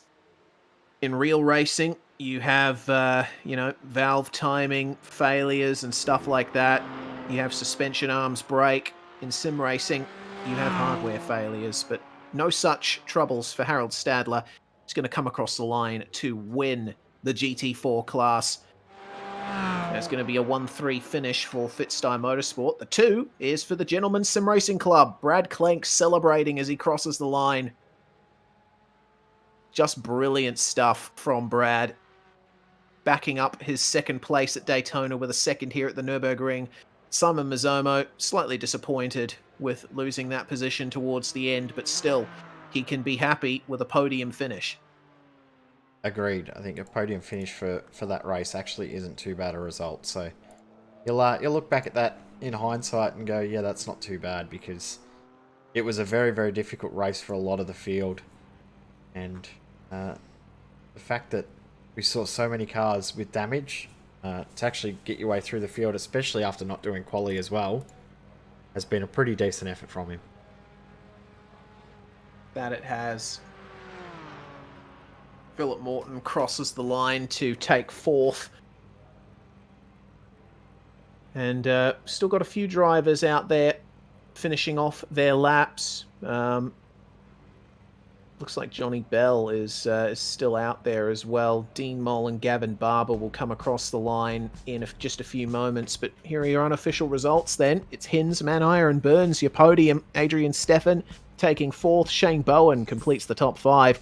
Cameron Dance finishing in 6th after the hardware issues, making him come a cropper on the final lap. That is absolutely devastating for the Kiwi and our championship leader. And it seems the championship is going to be a lot closer after that finish. Petr Vostrel, Daryl Hockey and Alexander Sheridan rounding out the top 9 as Harold Stadler takes the win in GT4. Yeah, 2nd and 3rd in GT4, Brad Klenk and Simon Mazzomo. Philip Morton finishes in 4th in class. Gavin Barber, the 10th car across the line in the Cup car, the last driver on the lead lap overall. Josh Nowak and Will Leslie finished not too far apart, with Will Leslie stopping at the line. I don't think he intentionally let Josh Nowak through. I think he just misjudged that Thomas Hins was the leader, waiting for Cameron Dance potentially to come across the line. So he finishes in 6th behind Nowak. And then we've got our TCR winner and podium, O'Leary, Corbin and Antilli, 1, 2, 3 for the Kinetic Racing team. Matthew Ragsdale rounding out the top 20 overall, finishes 7th in the GT4 class. I nearly said 3. GT4 class. And apparently Ragsdale was a little bit tight on fuel as well, so good on him to get it across the line there. Daniel Stevens is going to come home in 4th place in TCR, 5th Jack Styles. J.M. Thomas coming home in 6th with Dean Alessi in 7th. Adam Cahill 8th in the Audi RS3. Then we've got Johnny Bell in the Porsche GT4 and Connor Brown bringing it home with a very damaged car. Ryan DeCartier-McCarthy in the Porsche Cup class coming home in 28th overall. Jonathan Bain is going to see the finish and really battling his car and his broken foot across the course of that race. Phil Otto rounding out the top 30. Then it is a tale of woes after that. Pierre Cousin, unfortunately caught up in Cameron Dance's incident, also caught up in one early on in the race. Jake Fox having issues. Dean Mole having issues. He hasn't had a great run in this season so far, unfortunately. Brenton Jewell, Julian Mookie, Mark Newton, and Damon Stockton and Brett Gerards all did not finish the race as well. Big shame for those guys. They will have missed out on some good opportunities for championship points, but that is all she wrote for that. And we're going to bring ourselves in for driver interviews. The first driver we're going to talk to is our Porsche Cup race winner, Thomas Hinz. Welcome, Hinzy. Didn't quite work out for you on the first lap with a couple of incidents, but still coming home with victory. Yeah, it was good fun. Yeah, I kind of didn't have a lot of time to prepare for this. Work's been pretty insane lasted a week, so it's probably one of the least prepared majors races I've been for. So and obviously Cam was in the Porsches. I know how quick he is, so I figured second was probably my best bet. The first lap was interesting. That first corner, bit of contact there. Sorry to Alex, he got caught in that, but I don't know what occurred down when old mate had a bit of a bomb there. Then the other incident at the end of the lap there. Felt like it's a bit of a racing go. When you got a run like that, you can't really say no in my mind. Had a bit of that first lap was interesting. But after that, sort of started to finally get in a bit of a groove. Was kind of learning the Porsche as I went because I did the 24-hour of Nurb in the GT3, so it's kind of similar, not really obviously, but kind of. So it's just sort of adjusting, getting some good pace, and then it was looking good for the second there. I didn't know tyre strategy, so I didn't go tyres first, and saw the wear. I went, yep, they're not going a whole race. So I decided to pit a bit early to sort of get in half and even the tyres out. And then it was sitting nice in second, and then obviously Cam had that hardware issue there, which is a huge shame because that was his win really. I lucked out there, but a win's a win, but lucked out a bit. Good to get a result again. Yes, indeed, and it'll certainly help you in the championship fight as well, with Dance finishing as far down the order as he did. Very good haul of championship points, so hopefully you can carry that momentum forward. As I said, I was aiming to get more practice for this, but just didn't find the time. But as I said, kind of worked out anyway. But hopefully keep this going for obviously the road races. I think the supercar round, when that comes around, really capitalise the ones I know I'm strong in. And then just sort of try to do not too badly in the stuff I know I suck in, like the chili bowl and stuff like that, which I'm not good in. So just try and minimise damage there and play to my strengths. Well, Hinzy, big congratulations once again. Before we let you go, is there anyone you'd like to give a shout out to? Any thanks?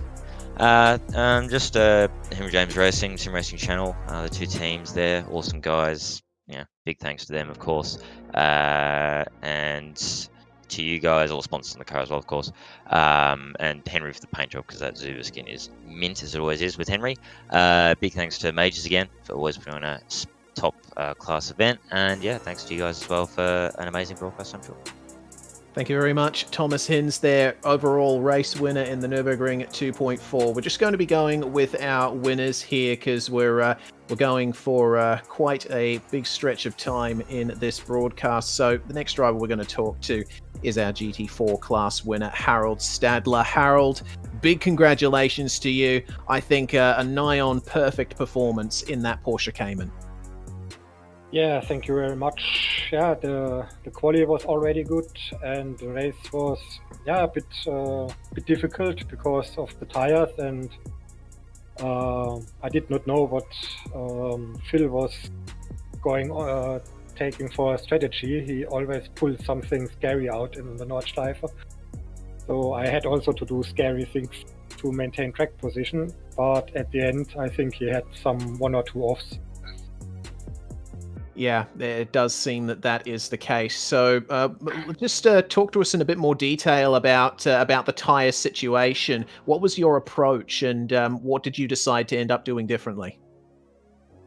Well, the approach was in the first place was to take tires in the first pit stop and then run to the end. But somehow I got noticed that my teammates won't take tires in the first stop, and then I don't know what happened with Phil in the first stint, because he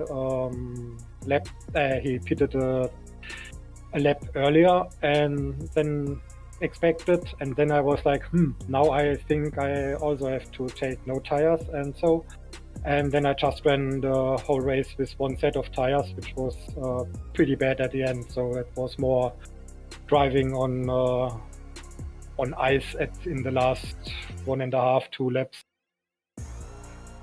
Well, nonetheless, still coming home in the top position. Thomas Hinz, of course, is getting a full haul of championship points with his class win. So are you. And with Cameron Dance having his hardware issue on the last lap, that means that both you and Hinz may just rocket into the top 2 in the standings.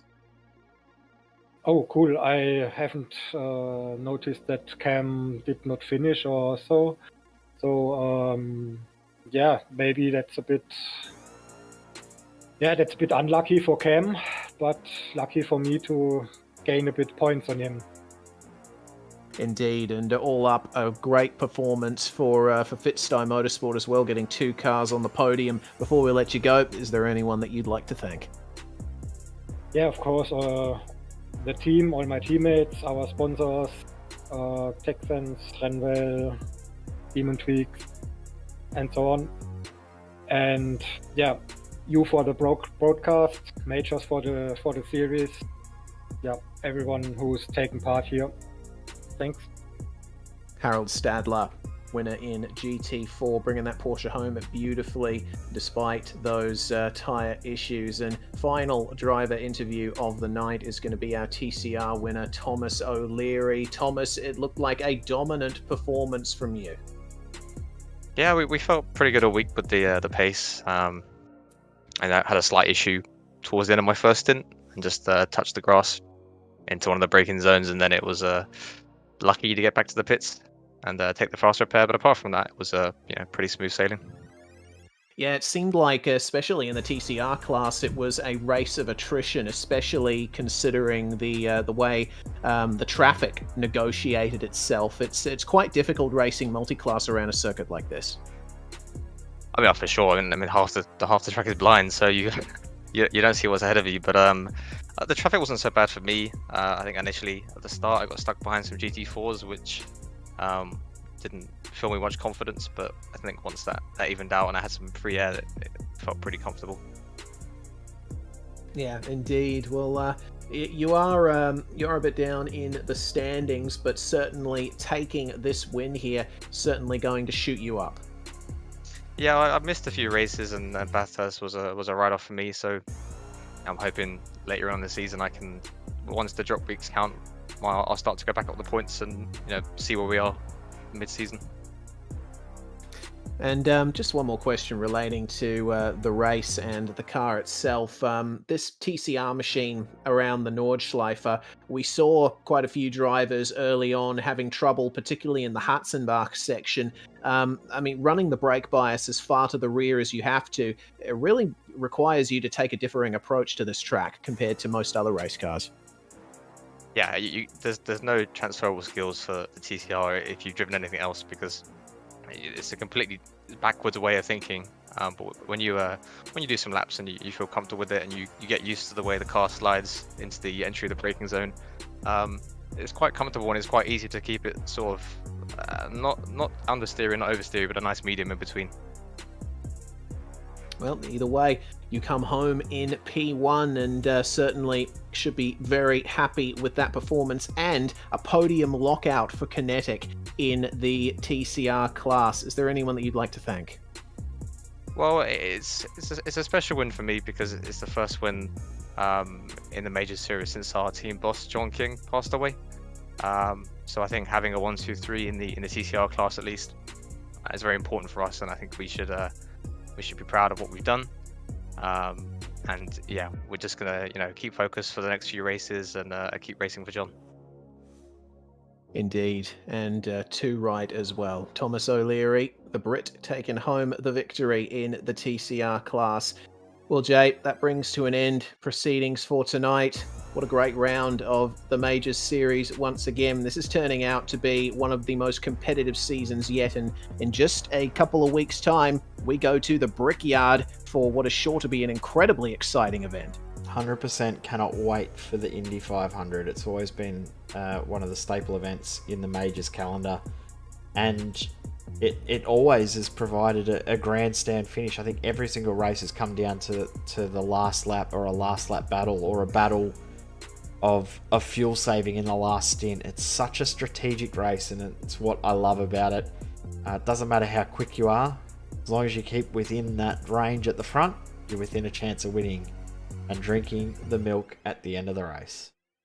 And that milk will be tasting especially creamy at the end for whoever comes across the line in first. We hope that you can join us for that on SimSpeed TV in 2 weeks' time on the 15th of May. It's going to be a fantastic event, and I'll be right there taking you through, and I'm certainly looking forward to it myself. But a big thanks once again to the Majors Series, to all of the organisers and the stewards of this series for your hard and tireless work, and to all of the drivers for being able to get to the finish and completely surmount this test of endurance. It's always a very difficult race at the Nurburgring, let alone for 2 hours and 24 minutes. I'm Reese Gardner. Jay Kennedy was alongside me and directing.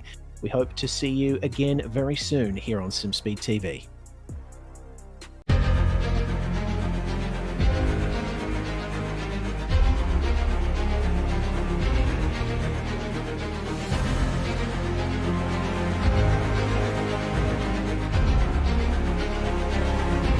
Fantastic. This is GT racing right now. He's got traction. He's got everything outside of both of them. Maloney.